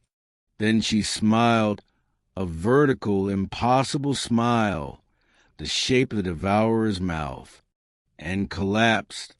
Wei caught her before she hit the floor. But she was unconscious, the mark on her skin glowing faintly. The Devourer had entered her fully. 72, the council of the remaining elders. The next morning, the elders of Yunhe gathered at Wei's request, those who still had enough clarity to remember their own names. Wei told them what had happened, what Meilin had said, what the dragon had warned. The elders listened in silence. Finally, the oldest among them, a woman who had lived through the worst of the Cultural Revolution and carried its scars in her voice, spoke. There is a ritual, old as the hills, older than the dragons, older than the empire. Wei leaned in. She continued. It was used when a spirit tried to claim a villager, a ritual of remembering, but it is forbidden. Why? She met his eyes. Because if you fail, the spirit takes not just a marked person, it takes you. And if you succeed, the price is worse. Wei's jaw clenched. What price? Someone must give up their entire name, forever, erase themselves willingly, become a blank. Wei's blood froze. A nameless person is not a person. They cannot be remembered. They cannot be mourned. They vanish from stories, from memory, from time. They are alive but without identity. A living sacrifice to contain the Devourer. Meilin would survive, but someone else would be unmade in her place. Wei didn't hesitate. I'll do it. Meilin's grandmother's friend, the elder whose voice shook like old paper, whispered, the ritual cannot be self-sacrificed. It must be given willingly, freely, by another. Wei's heart twisted. Another voice said, she must choose who takes her place. Wei's breath broke. 73, the awakening. That night, Meilin awoke for the first time since she collapsed. Her eyes were clearer, but wrong. She looked at Wei, and for a moment, for a heartbeat, her real self surfaced. Help me, she whispered. Then the Devourer's voice echoed inside her skull. Choose who loses their name. Wei's blood turned to ice. Meilin trembled violently, caught between the entity and her own will. I don't want to choose, she cried. The Devourer whispered through her teeth. Then I choose for you. Her eyes rolled back. She pointed her shaking hand outward. Wei closed his eyes, ready. But Meilin's finger was not pointing at him. It pointed at the librarian, the old woman who had cared for the wooden box, who had preserved the stories, who had believed in remembering. She stepped forward without fear. "I accept," she said. Wei screamed. "No, no, she can't. I should." But the librarian gently placed a hand on his cheek. "You must survive this," she said. "You carry too many stories, too many souls. You are needed." Then she turned to Meilin. "I give you my name." Meilin collapsed forward, vomiting black mist as the sigil on her skin faded. The librarian fell to her knees. Her eyes dimmed. She whispered, "What was my name? Did I ever have—" And then her identity dissolved. She lived, but she was no longer someone. A blank, a nobody, a vessel sealing the Devourer's claim. Wei held Meilin as she sobbed uncontrollably, and outside, the Devourer screamed from deep beneath the hill, a howl of defeat and of promise. It would return. 74, the nameless librarian. After giving up her name, the librarian didn't die. She didn't faint. She didn't age or rot or crumble. She simply vanished from meaning. She wandered Yunhe like an unfinished sentence. Villagers tried speaking to her, but their words turned into dust in their mouths before reaching her ears. She moved strangely. Her joints didn't bend right. Her head tilted too far. Her steps were silent even on gravel. Sometimes she blinked the wrong way, eyelids closing from the sides instead of top to bottom. Children fled from her. Dogs hid. Everything about her said, "This is a human shape, containing something that is not human at all."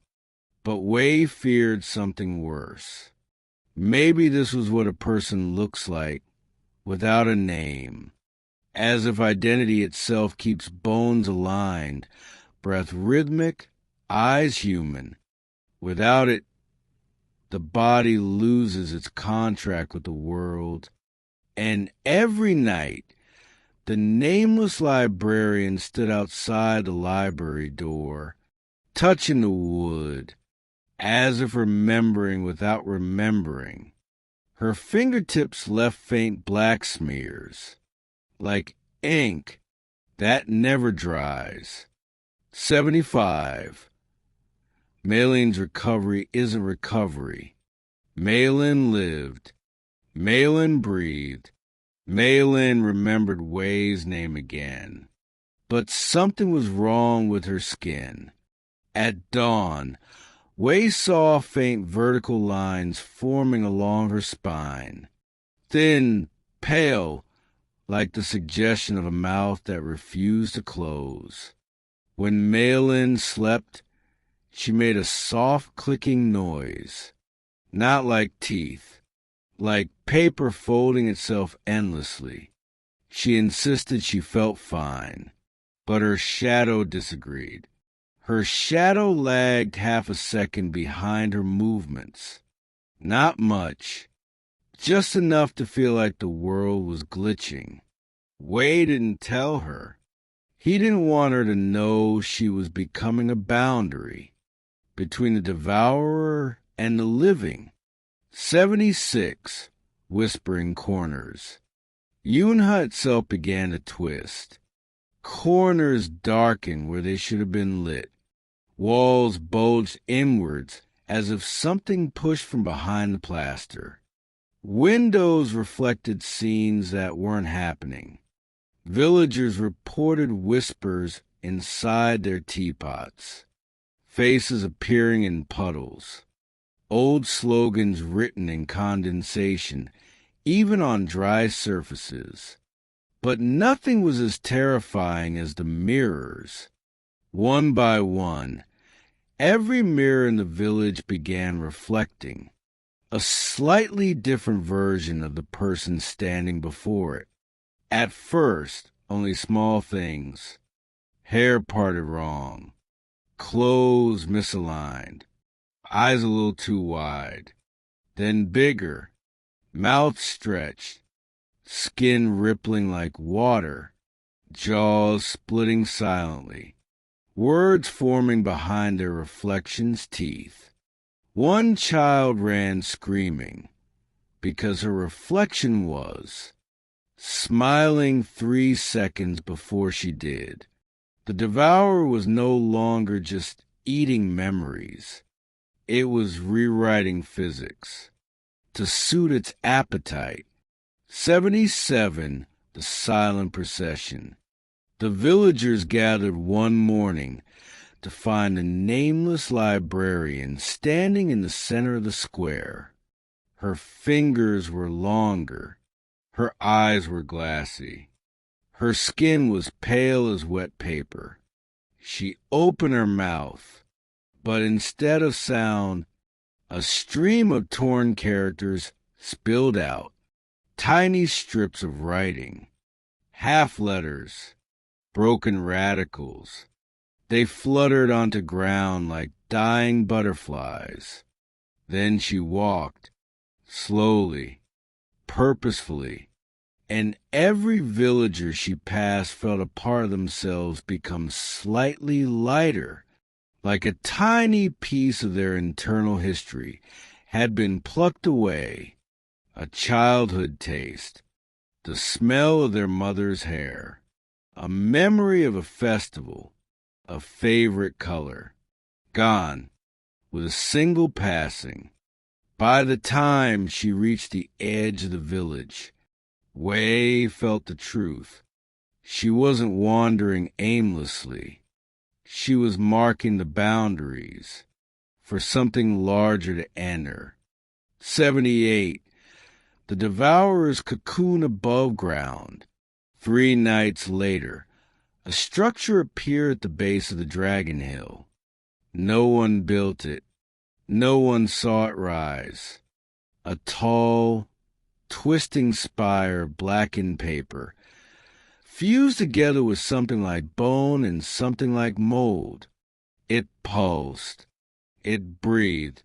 And when villagers approached, they heard whispers from inside, voices repeating confessions from a night of reckoning, but twisted backwards, inside out. Meilin collapsed upon hearing it. It's growing, Wei whispered. It's building a place for itself. But it wasn't just a nest, or a cocoon, or a throne. It was a mouth the size of a house. 79, the first transformation. The next horror happened without warning. A man named Zhou Xiaolong, once a loud, confident farmer, stopped in the middle of the street. He began gasping, touching his throat, not choking, not dying, changing. His skin rippled, words crawling underneath it like insects trapped beneath parchment. Wei reached him, grabbing his shoulders. Xiaolong, stay with me. The man opened his mouth. Something long and black pushed out. Not a tongue, a strip of writing, a full sentence. His body convulsed. More sentences bulged beneath his skin, pressing outward like veins about to burst. His voice emerged, but not his own. A child's voice, a woman's voice, a chorus. We are unfinished. Then his body snapped backward unnaturally and collapsed as a pile of shredded paper. Not flesh, not bone, paper, with faint ink outlines of his face. Wei and Meilin stood frozen. Someone whispered, "Is that What happens when the devourer finishes eating a person? Wei didn't answer, because the truth was worse. This was only the beginning. 80. The devourer's true form begins to manifest. The earth shook, the sky flickered. The paper spire at the base of the hill split down the middle. Inside, something enormous stirred. Wei and Meilin watched in horror as a single limb emerged. Not organic, not mechanical, but made of pages stitched together by veins of black ink. The skin rippled with shifting words, half-erased faces, and names written and crossed out in a sickening loop. The limb curled outward like a finger, a gigantic, hungry finger, reaching, searching, choosing. For whom? For Meilin, because the devourer had tasted her once, and it wanted the rest. 81. The finger that remembered hunger.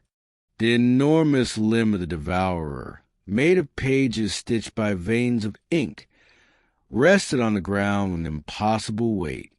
Every movement scraped words off its surface, leaving smears that twitched like crushed insects. Meilin gasped and stumbled backward. Wei stepped in front of her, though he knew it wouldn't matter. The devourer's finger bent toward them, and the pages on its surface parted slightly, revealing hundreds of black, blinking slits, not eyes, but incipient mouths. They whispered her name, her real name, her childhood nickname, her grandmother's special name for her, names she had never told Wei, names she had forgotten, names no one living should know. Meilin clutched her head. "It's inside me," she sobbed. "I can feel it crawling through my memories. It knows everything." The giant limb lowered further, blotting out the sky, and then a massive, vertical mouth opened along its length, silent, breathing, pulsing, not to eat her physically, but to pull her identity out through the air. Wei felt the pressure, like his bones wanted to unravel. He grabbed Meilin's hand. "Run." They ran. Behind them, the limb scraped the earth, pulling itself forward, dragging its terrible mass toward a village like a living avalanche of forgotten stories. 82. The village begins to rot. Yunhe was no longer a village. It was an autopsy table. Roofs sagged, walls peeled, timbers bent inward as if bowing to an invisible tyrant, and the shadows on the ground moved long after the people casting them had stopped. The nameless librarian stood outside the library again, watching the devourer's limb rise above the rooftops. But this time something had changed. Her head was tilting further. Her arms had grown longer. Her spine curved into a question mark the human body should not form. She raised one finger toward Meilin. A thin whisper escaped her mouth. "It's coming for you." But the voice wasn't hers. It echoed with layered sorrow, the voices of all the names she had ever catalogued. Before losing her own, Meilin collapsed. Wei caught her, shaking. "We need to hide." But the ground beneath them sank. Not collapsed, sank, as if the soil had liquefied into black pulp. The devourer was warping the land beneath their feet. 83. The house of missing people. They landed inside a house, but not a whole one. A house reconstructed from memories. walls made of translucent paper, furniture drawn in smudged charcoal, doors that led nowhere, windows repeating the same image endlessly. It felt like standing inside a half-forgotten photograph. A woman stood in the corner. Wei recognized her instantly. The woman who died on the night her brother's ghost visited. But she wasn't dead here. She was alive, breathing, blinking, but empty, like something had scooped her identity out and filled the show with silence. She spoke, voice distant. We are the ones the Devourer erased. This place, it's made of us. Dozens more shifted in the dimness behind her. Faces Wei knew. Faces Meilin had taught. Faces that should not be alive. They stared at Meilin with hollow envy. You still have a story, they whispered. We do not. Wei pulled Meilin back. The erased villagers reached out with hands made of soft, dissolving paper. Give us yours, they murmured. Meilin screamed as the hands brushed her arms. The touch cold, dry, and greedy. Wei forced the door open, even though it wasn't a door, and it wasn't real, and it resisted like wet clay. But they escaped. 84, the split sky. Outside, Yunhe had changed again. The sky above the village had fractured, like cracked glass filled with black ink. Through the fissures, Wei glimpsed a vast, pulsing chamber. The cocoon, the true body of the Devourer. Not the limb, not the mouth, but its core. A mass of shifting texts.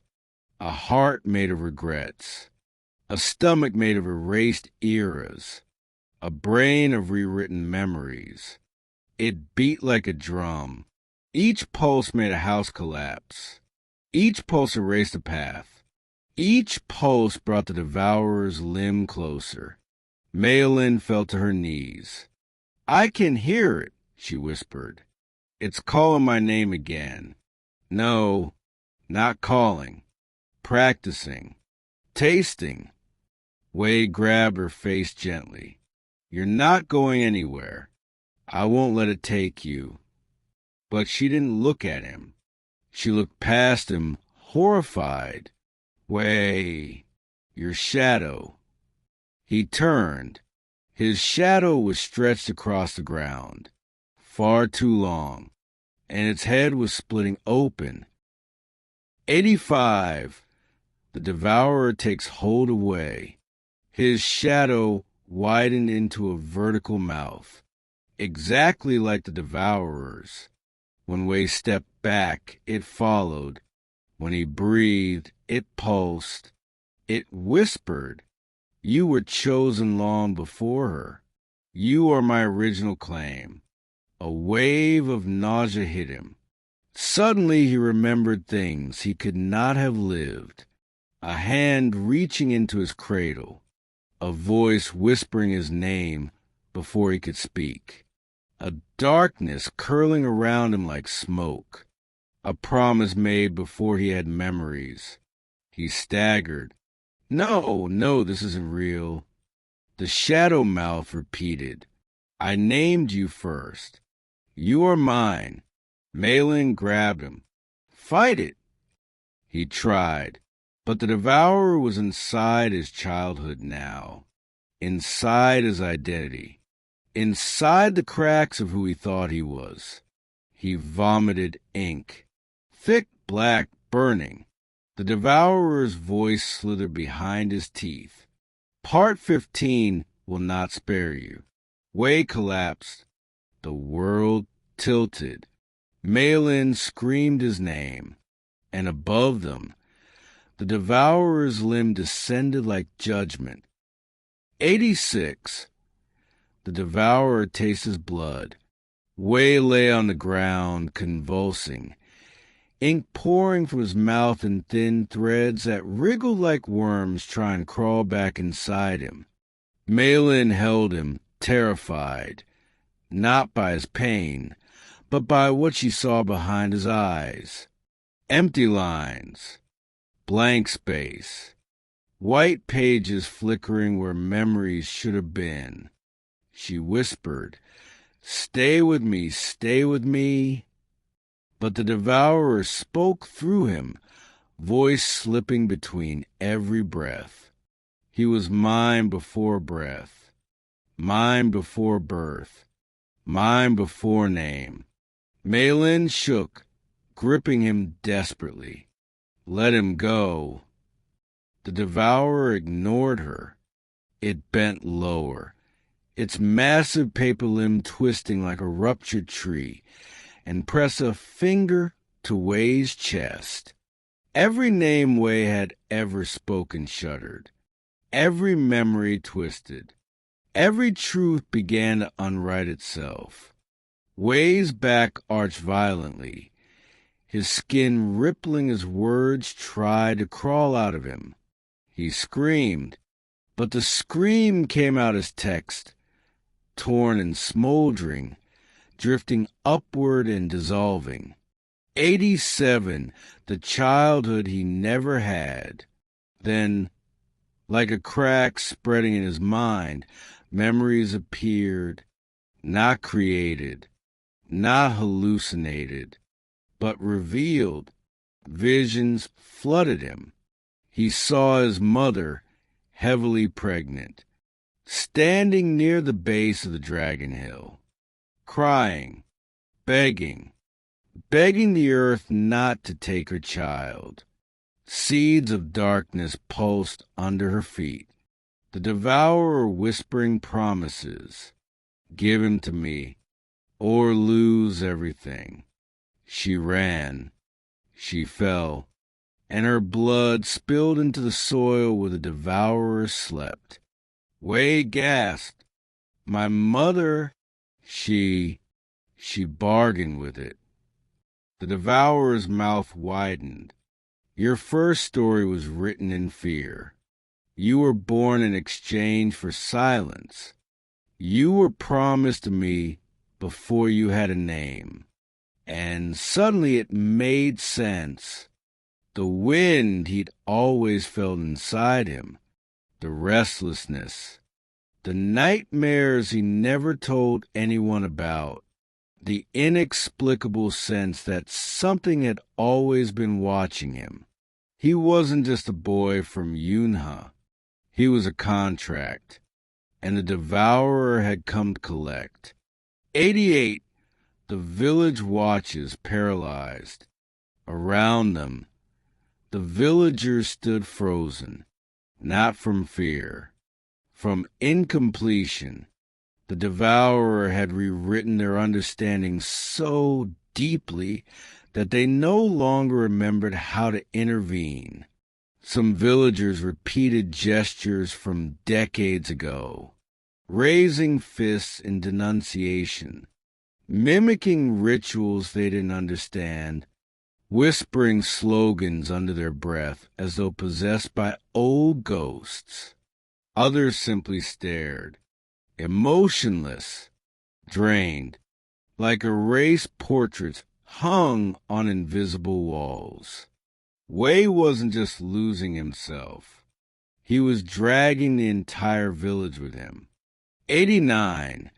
The nameless librarian approaches. She moved slowly, silently, her limbs bending like brittle reeds. Her head twitched at odd angles. Ink dripped from her eyes. But something new appeared in her expression. A faint struggle, a crack in the Devourer's domination. She reached toward Wei. Her fingers trembled violently, and for the first time since losing her name, she spoke a clear human word. Stop. The Devourer recoiled. The villagers gasped. Somewhere inside the shell of the nameless librarian, A scrap of identity remained, a stubborn fragment, refusing to be digested. She leaned close to Wei and whispered, "You are not only his. Others wrote you. Others loved you. You are plural." Then black ink poured from her mouth, and she collapsed, writhing, twitching, her body deforming as a devourer punished a rebellion. Her sacrifice snapped something loose in Wei's mind. A tether, a weight, and for the first time Wei could fight. 90, Wei's name begins to rot. He tried to stand. His legs shook. His spine trembled. His shadow mouth widened at his feet. He touched his chest. He could feel his name decomposing inside him, like wet paper left too long in the rain. He choked. "Meilin, if it takes my name, I'll disappear." Meilin grabbed his face with both hands. "No, I'll hold you. I'll remember you even if you forget yourself." But that was the Devourer's trick. Its power didn't come only from erasing names. It came from breaking the chain between people, from making identity unspeakable, unshareable. And Meilin's resolve began to crumble. A whisper ran across her skin, words trying to write themselves inside her veins. She screamed, clutching her arm. A single character burned through her flesh. To swallow. The Devourer was branding her with its purpose. 91. The Devourer fully emerges. The sky cracked again. The spire of paper split. Something enormous pushed through the fissures. A head, made of layered paper. A face without features, except for the single vertical mouth, splitting from crown to chin. It opened, and the village's sound was snuffed out, not muted, consumed. Even the wind died. Even the earth held its breath. Wei felt his consciousness thinning, as if he were being erased from the story by a hand that didn't believe he deserved to remain. He whispered, "I can feel myself being unwritten." Meilin held him. "Then I'll rewrite you with my voice, with my memory." But the Devourer replied, "You cannot rewrite what was never yours." Then it turned fully toward them, and the world darkened. 92, Yunhe deforms. When the Devourer pushed his head fully into the world, Yunhe convulsed. Not metaphorically, literally. Houses bent inward like pages of a book being overclosed. Roads twisted into narrow, ink-stained corridors that led back into themselves. Trees elongated, their branches splitting into words instead of leaves. The fields collapsed into flat sheets of paper, then folded themselves into sharp, angular shapes, like origami gone feral. Meilin clung to Wei as the ground under them shifted, her fingers digging into his arm hard enough to bruise. "What's happening?" she cried. Wei coughed ink. "It's rewriting the village, turning Yunhe into one of its stories."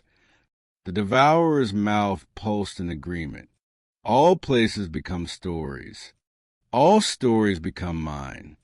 A cold wind rose, carrying torn flakes of the villagers' memories with it.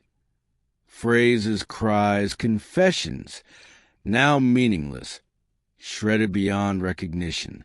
The Dragon Hill trembled violently. It was no longer a hill. It was becoming the spine of a titanic book. 93. Meilin's first deformation. Meilin staggered, gripping her arm again. The burned character to swallow, glowing like a hot brand. She screamed. The glow spread. Her skin began to tighten, then ripple, then distort. Wei watched in horror as the outline of another mouth tried to form along the curve of her shoulder. No teeth, just a vertical slit like the Devourer's, opening and closing, hungry for meaning. No, no, no, no, Wei whispered, grabbing her. Meilin collapsed to her knees, nails digging into her own skin to keep the transformation from spreading. It's inside me, she sobbed. It's rewriting me. The Devourer's voice slithered toward her ear. You were marked when you remembered the unrememberable. You belong to the between worlds. Wei pulled her back, screaming, Leave her! But the Devourer only tilted its head, amused. 94. The nameless librarian's terrifying return. A figure emerged from the shifting dust. The nameless librarian. But she was no longer even vaguely human. Her body had elongated, her limbs stretched thin and sharp, her joints bent backward. Her hair hung like strands of wet ink. But the worst part was her face. It had flattened, and instead of a mouth, a long, rectangular tear ran across her cheek, like a book's spine ripped open. As she approached, torn fragment of language fluttered from her fingertips. Old characters, forgotten dialects, erased poems. She pointed at Meilin, then at Wei, then at the Devourer. Her mouth spine split wider. A whisper escaped. Choose. Wei froze. What does that mean? But Meilin understood. Her voice trembled. It wants us to choose which of us the Devourer takes. The Devourer's mouth quivered in glee. For the first time since awakening, it made something like a laugh. A dry, choking, paper-tearing laugh. Because this was how it operated during the Cultural Revolution too. Forcing impossible choices. Turning love into liability. Turning relationships into sacrifices. Wei grabbed Meilin and shook his head violently. No, no choice. I won't pick. I won't. The Devourer hissed. Then I will choose for you. 95. The Devourer splits. The vertical mouth opened violently, and the entity did something no one expected. It split. The enormous, paper-layered head separated into two symmetrical halves, each with its own mouth, its own hunger, its own voice. Half-face Wei, half-face Meilin, a perfect division, a perfect echo of history repeating. Divide them, force them, break them. Wei's half-whispered, give yourself, give your story, end your fear. Meilin's half-whispered, your life for his. Say yes. Let him live. Wei felt his knees. No. No, no, and no. Meilin screamed. Don't listen. Don't you dare listen. But the voices pressed on. 96. The revelation of Wei's true purpose. Then the Devourer revealed its final cruelty. You were born to be mine. She was born to anchor you here. Together you complete the ritual I began long ago. Wei froze. Meilin whispered, what ritual? The Devourers too have spoke together. The ritual of unmaking a village. Wei shook violently. What do you mean? The Devourer answered. Yunhe exists because I allowed it. Its stories were food. Its silence was fertile. Its suffering nourished me. But you, it pointed a limb toward Wei. You were my harvest. Meilin screamed. Wei couldn't breathe. His entire life, every moment, every love, every memory, reduced to one role, bait for a cosmic parasite. 97, the village falls. The ground cracked again. The hill spine curled upward. The Devourer's body began climbing out of the fissure. Slowly, horrifyingly, a colossal mass of layered paper ribs. Thousands of mouths. Faces half-formed. Names writhing like larvae beneath translucent skin. It wasn't here to take one person. It was here to take everything. The village, the memories, the story, the history. Yunhe was being unwritten, one breath at a time. Meilin screamed as her transformation worsened, her skin trying to peel open into a new mouth. Wei felt his shadow stretch toward the Devourer again, and the final truth hit him. He had to break the connection. He had to sever his contract. He had to become the one thing the Devourer could not consume, a story with no ending. But how? 98, the return no one should witness. Just as Wei prepared to force himself toward the Devourer, to break the contract by letting it erase him entirely, a new sound cut through the chaos. Not a scream, not a whisper, not the tearing of paper flesh. A knocking, slow, heavy, regular, as if someone were knocking from inside the earth. The Devourer froze. Wei felt the air tighten.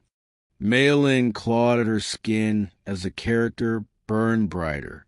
And then the ground split open again. A hand emerged, not monstrous, not grotesque.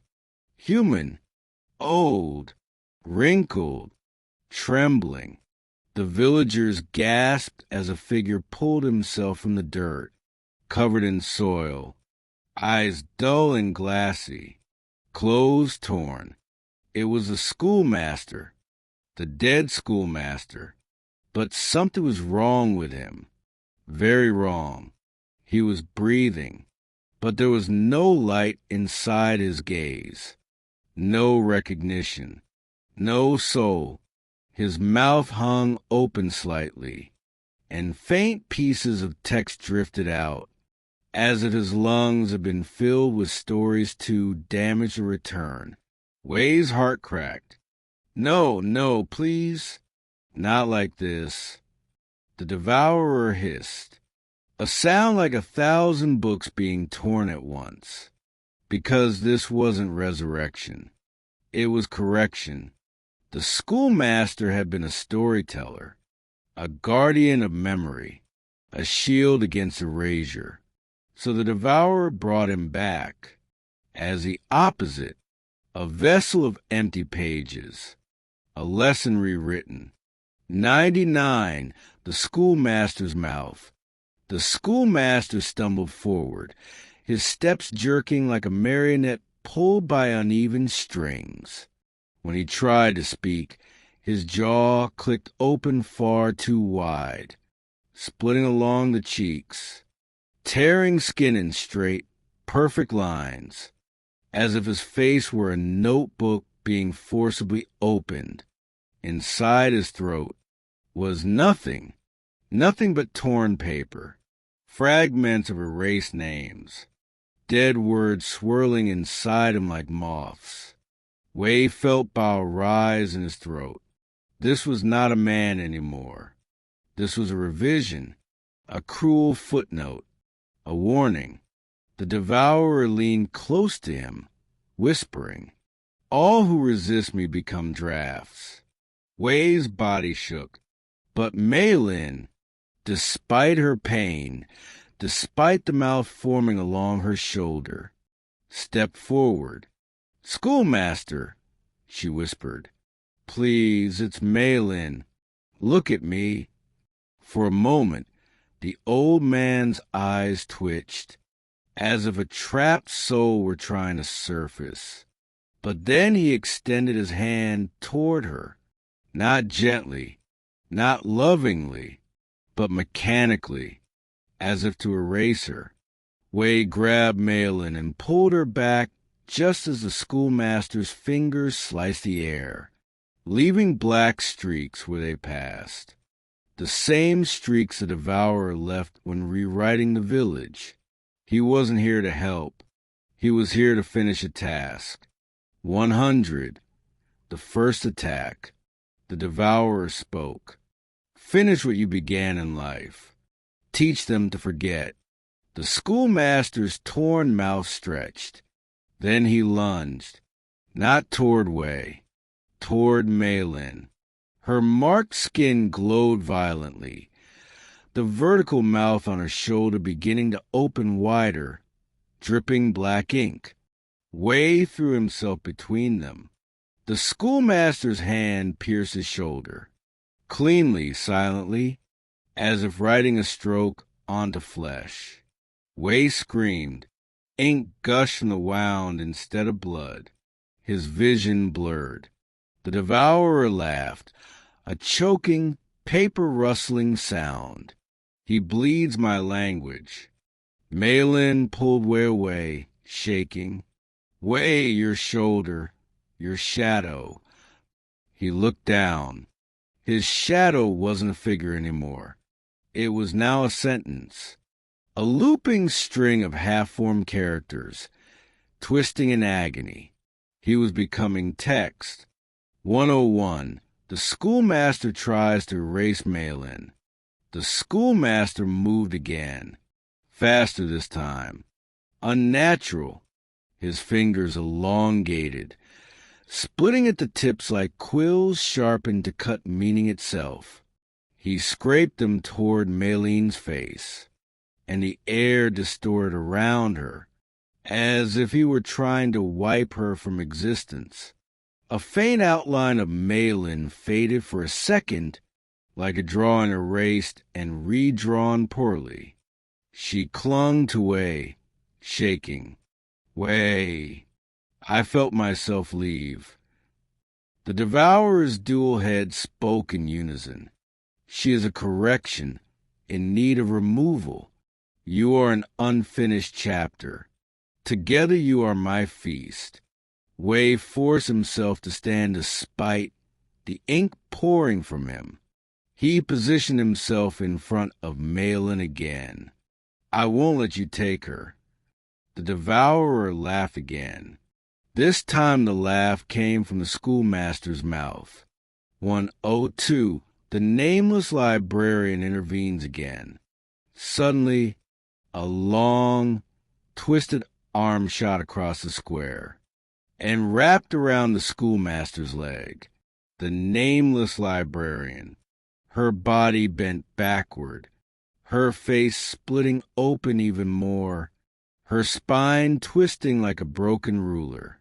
She dragged herself toward the schoolmaster with impossible strength. Her mouth spine tore wider, and she whispered, "Not the girl." For a moment, the Devourer hesitated.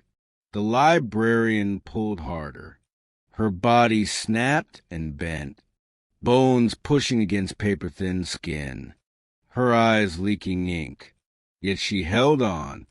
Wei realized she wasn't resisting as a human. She was resisting as a record. She was the last fragment of memory the Devourer hadn't fully consumed. She had no name left, but she still had loyalty. The Devourer hissed at her. "You were delicious once." You are stale now. It raised one massive limb. Wei knew what was coming. 103, the librarian's end. The devourer brought its limb down like a blade. The librarian didn't scream. She simply folded like paper. Her body collapsed inward, twisting into a tight, flat sheet, as if someone had pressed her between two pages to silence her forever. Wei cried out. Meilin covered her mouth in horror. The librarian's flattened form fluttered on the ground like a torn bookmark. Her sacrifice bought them only seconds, but seconds were everything. 104, the world tilts. The devourer roared. The Dragon Hill spine bent further upward. Yunhe's houses folded into themselves. The villagers' shadows crawled away from their bodies. Meilin's shoulder mouth opened again, ink dripping down her arm. Wei's body shook as more of his name peeled away inside him. The schoolmaster lurched toward them for the final strike. The devourer's mouth opened wide enough to swallow the entire village, and everything dropped into a silence so deep it felt like being Bury. Ed. 105. The collapse into the mind realm. The devourer's mouth opened fully. A vertical chasm splitting the sky, swallowing light, bending sound. The air around Wei and Meilin trembled violently, their bodies disintegrating into ink smoke for a split second, then reforming, then dissolving again. Meilin screamed as the mouth on her shoulder stretched painfully, opening wider than any wound should. Ink poured down her arm like black tears. Wei reached for her. Their hands touched, and the world shattered, not into pieces of earth or stone, but into pages. White fragments fluttered around them, catching the light from nowhere, each page covered in incomplete strokes, half-written memories, unresolved sentences. The ground beneath them was no longer ground. It was a vast blank plain, smooth, cold, endless, like the inside of an unwritten book. Wei gasped, "Where are we?" The devourer's voice echoed from everywhere. Inside me, 106, the story cage. The blank plane twisted. Words formed beneath their feet, literally grew from the surface, slithering lines of ink curving around them into a circle.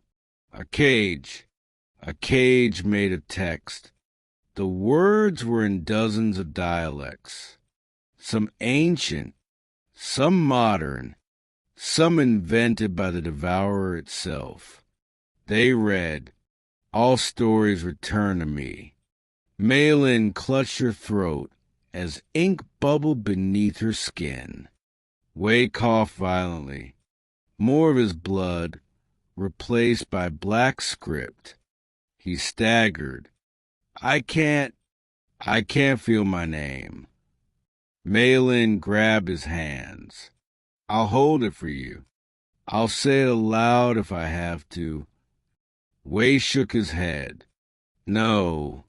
If you speak it here, the devourer will swallow it. Because here, the devourer didn't kill sound. It harvested it." 107. The schoolmaster arrives, not as a ghost, but as ink.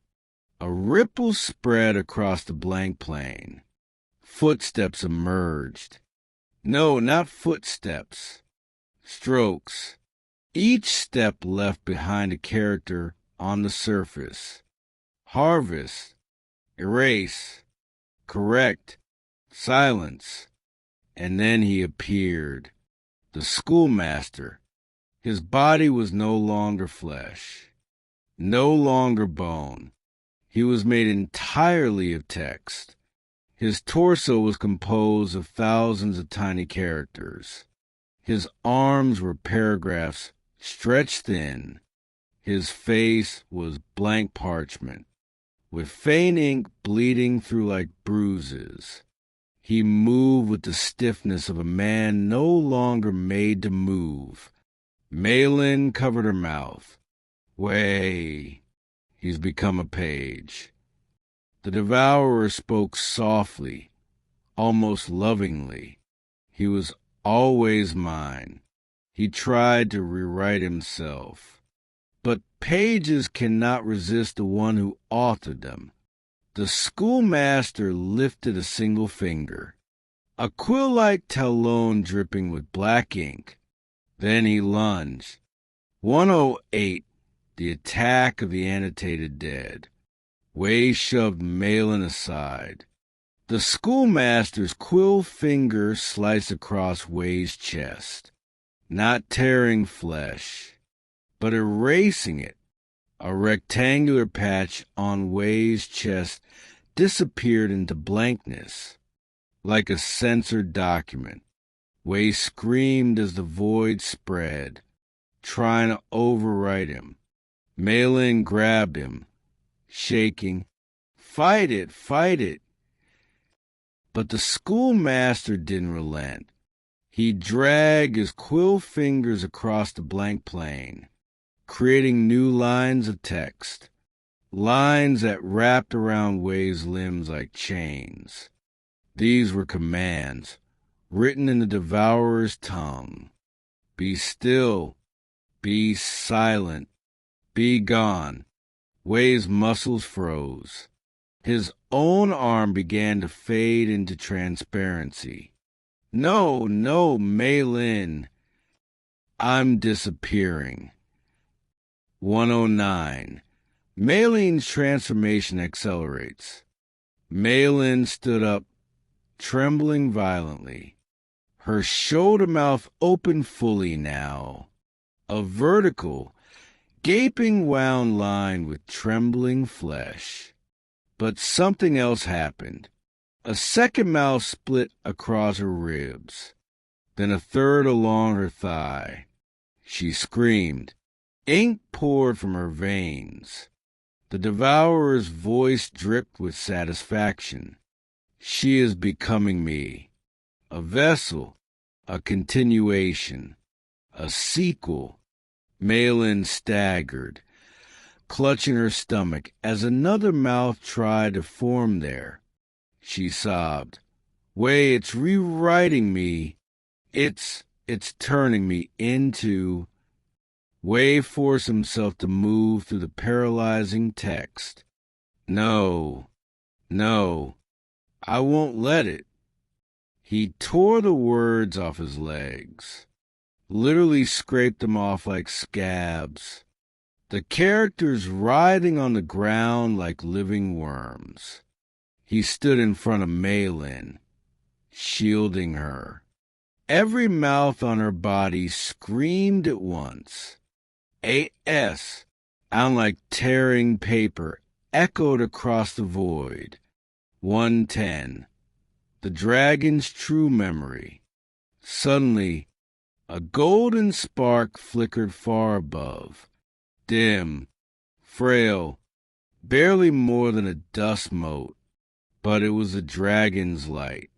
It drifted downward slowly. The Devourer hissed. No.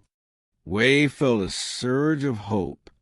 Meilin reached toward it with a trembling hand. The tiny golden spark landed on her palm.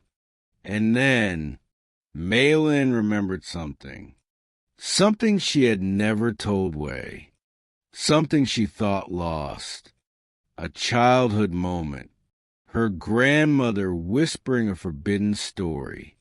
Not about politics, not about history, but about the dragon, the real dragon, not the guardian, not the legend, but the archivist, the keeper of the original stories, the ones before erasure, before rewriting, before fear. The dragon had two duties: protect stories, punish those who falsified them. The devourer was its enemy. Always. Meilin gasped. Way. The dragon didn't die. It left itself inside me. Wei froze. What? Meilin's veins glowed gold for a heartbeat. The mouths on her body stopped widening. The devourer recoiled. Meilin screamed. The dragon deposited its last memory in me. Wei realized Meilin wasn't transforming into the devourer. She was becoming the dragon's final archive. The dragon hid its essence inside a human story. Inside her. Meilin looked at Wei with tears streaming down her face. Wei, I'm the last keeper, the last storyteller. Her voice broke, and the devourer wants to rewrite me into its own image. The devourer opened both of its gigantic mouths and thundered, I will erase the dragon, even if I must erase you to do it. 111. The story war begins. The golden spark inside Meilin brightened. A pulse of memory, a heartbeat of the dragon, but against the devourer's vast shadow. It was as small as a lantern flame in a sandstorm. The devourer's two enormous jaws snapped shut in fury. The dragon hid itself inside a human, a coward's trick. It lifted its colossal body higher, a mountain of layered paper, ink-riddled veins, faces half-formed and half-erased, names flickering like dying fireflies. Then it spoke words that froze Wei's blood. I have seen this before, during the great erasures. And suddenly the story twisted, not away from the revolution, but into it. 112, the allegory surfaces. The blank plain beneath Wei and Meilin transformed. On one side, the ground filled with flickering scenes, crowds shouting slogans, young men tearing down ancestral plaques, poetry ripped from walls, families forced to denounce one another. The devourer narrated, Once, the world gave me more food than I had ever known. Names stripped from gates. Histories burned. Memories crushed under the boots of children who did not understand their own words. Every atrocity appeared distorted, as if the devourer had recorded them, stored them, and fed on the wounds they left. Meilin clung to Wei. Her shoulder mouth trembled.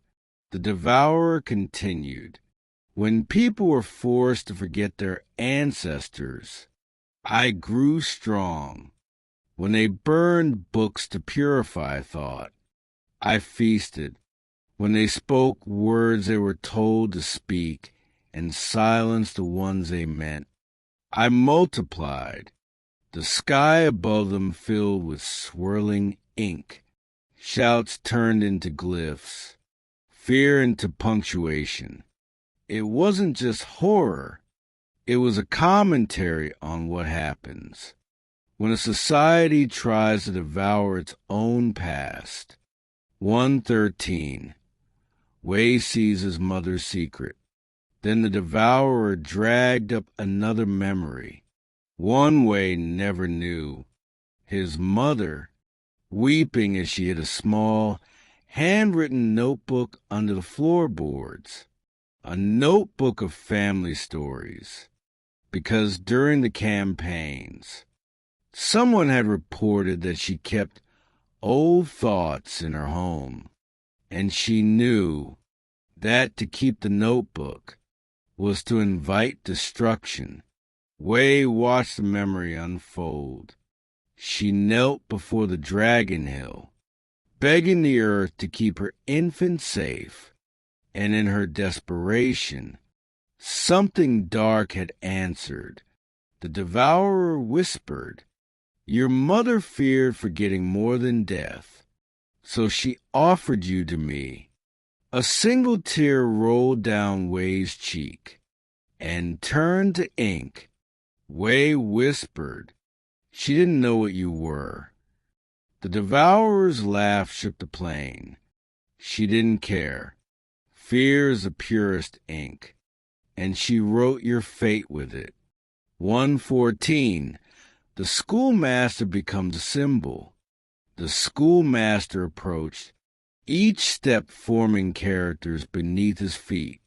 Reform, correction, struggle, purify, confess, his face. Now a blank parchment stretched over his skull, twitched with broken meaning. The Devourer raised him like a puppet. This one believed teaching could survive destruction. He had books, kept diaries, whispered forbidden poems into the ears of children. The schoolmaster's text body glitched violently. "He protected us," Wei whispered. The Devourer replied, "He preserved stories when the world demanded their erasure. For that, he was valuable to me." Meilin screamed, "You killed him." The Devourer corrected her.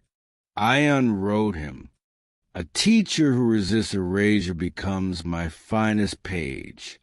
The schoolmaster lunged again, his limbs stretching grotesquely, quills and ink joints cracking. He wasn't just a monster. He was an allegory, the price paid by those who try to protect memory. In an era obsessed with rewriting reality, 115, Meilin's memory body awakens. Meilin staggered forward as the dragon spark within her grew. Golden lines crawled along her arms and legs. Script of an ancient language, older than Yunhe, older than the Devourer. Her shoulder mouth snapped shut, the second mouth on her ribs sealed. The one on her thigh dissolved into light. She screamed, but this time it wasn't in pain. It was in remembrance. Visions of the dragon filled her mind. Not a beast, not a guardian, a library, a living archive of all stories once told, from families, from farmers, from villages that had erased themselves under political terror. The dragon had gathered their lost tales, preserved them, memorized them, but its body was too exposed. The Cultural Revolution weakened it beyond recovery, so it did the only thing it could. It hid its essence in a human story.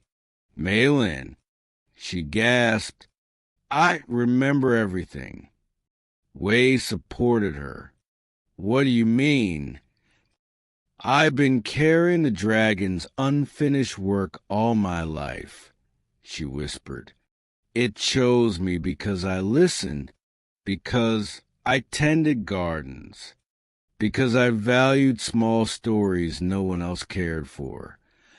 And now," her voice, trembled, "the Devourer wants to turn me into its opposite." 116. Wei's transformation speeds up. Wei collapsed to his knees. More of his body dissolved into blankness. His shadow sentence flickered. Characters fell off him like scabs. He whispered weakly, "Meilin, I'm disappearing." She grabbed him desperately. "No, no, you're not. You're still here." But he wasn't whole. The Devourer was turning him into a draft. A man half-written, half-erased, pulled between two authors. One story of love, one story of oblivion. The Devourer lowered its massive head. Its twin mouths opened. You were born to end this village. She was born to record it. Together, you finish what the revolution began. Wei looked up, horrified. You want us to destroy Yunhe? The Devourer replied, not destroy. Correct. I will make it a perfect story. One without contradictions, without grief, without ancestors, without memory. Silence is perfection. 117. The final truth revealed. Meilin screamed, "You eat stories to stop people from learning from them." The Devourer bowed mockingly. History is messy, painful, burdened by guilt. I fix that. I clean it. I remove the parts that hurt. Is that not what they wanted during the campaigns? A world without inconvenient truths? Wei felt his knees give way. No, no, don't say that. But the Devourer slithered closer. Erasure is not always imposed. Sometimes it is begged for, and then its many mouths whispered in perfect chorus. Truth is heavy. Erasure is mercy. Meilin stood before it, trembling, luminous, defiant. You're wrong, she whispered. Truth is heavy, but it's what makes us human. The Devo, Yurur hissed, and lunged. 118, the last confrontation. As the Devourer lunged, its twin mouth splitting wider than any nightmare should allow, Meilin stepped forward. Her body glowed, not brilliantly, not heroically, but softly, like a candle hidden inside a cracked lantern. Wei, half erased, forced himself to stand behind her, his voice barely more than a breath. I'm beside you, even if there's less of me left. Meilin nodded, then faced the Devourer. The dragon stored stories to protect us, she whispered. You eat them to control us. The Devourer's voices snarled. Stories cage humanity in old wounds. I free them from that suffering. Meilin's glow intensified. No, you free them from themselves. And with that, the golden spark inside her ignited fully. Light poured from every seam of her body. Not warm, not comforting, but piercing, revealing. It struck the Devourer, peeling layers of it away, exposing names it had consumed, faces it had silenced, and memories it had hoarded like a tyrant of oblivion. For the first time, the Devourer recoiled. It shrieked, "Turn it off! Turn it off! I do not want to see what I have digested." But that was precisely the point. The dragon's memory wasn't a weapon of destruction. It was a weapon of truth. 119.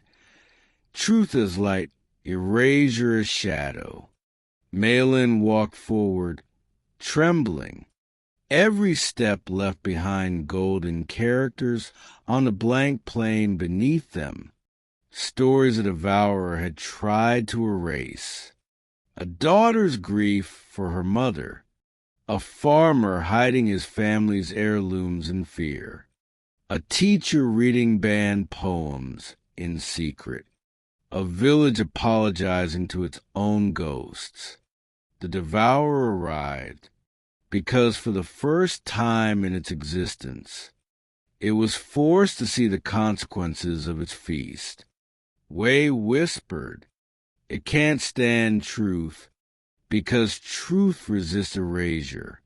Meilin nodded, "And because truth is heavier than silence." 120. The devourer's last breath. The devourer staggered back, its many mouths coughing out pieces of memory like toxic smoke. Its body, the colossal mountain of paper flesh, began to crumble. Pages peeled away, revealing hollowness beneath. Names it had swallowed drifted out, returning to the air like birds escaping a burning cage. In its final moments, the devourer whispered, "You will regret this. Memory is agony. History is a burden. Your village will drown in its own truths." Meilin, exhausted, replied, "We'll carry that pain together." And the devourer screamed, not in rage, but in fear, because a story shared is a story that cannot be eaten. Its body collapsed into dust. Ink evaporated. Mouths countless and silent, folded into nothing. Wei caught Meilin as she fell. He held her close, sobbing with relief and with grief for the man he might no longer fully be. 121. The village rewrites itself truthfully. When they awoke, Yunhe had returned. The houses stood again. The streets were whole. The sky was no longer cracked. But nothing was the same. Some villagers cried, remembering what they had done during the campaigns. Others embraced one another, recognizing things they hadn't known they'd forgotten. The nameless librarian's flattened form lay beneath the elm tree, still and quiet, a reminder that sacrifice preserves meaning. The schoolmaster's body, both dead and not dead, had vanished entirely. Some said he had finally become part of the stories he protected. Others said he had been freed from them. Wei looked around at the survivors.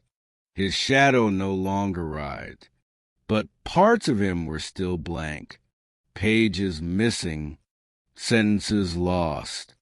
Meilin touched his face. "You're not a complete story," she whispered, "but you're a true one." He held her hand. "So are you." 122.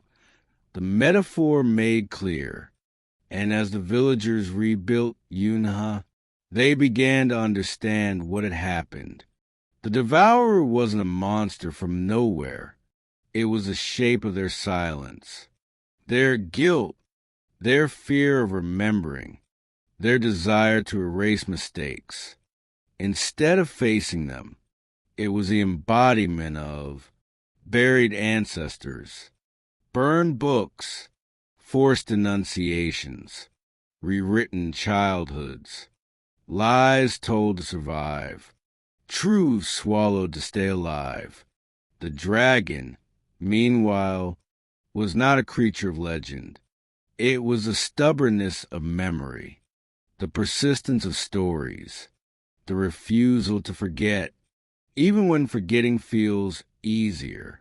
Wei and Meilin realized the Cultural Revolution was not only a political era, It was a force that tried to unwrite people, to strip their names, to hollow out their identities.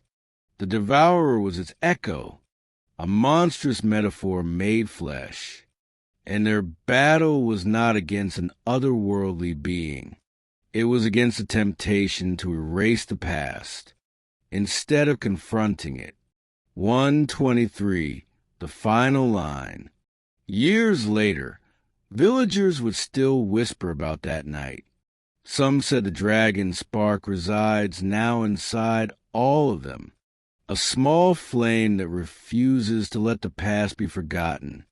Others said the Devourer still sleeps beneath the hill, weakened, but not dead, because there will always be people who prefer erasing to remembering.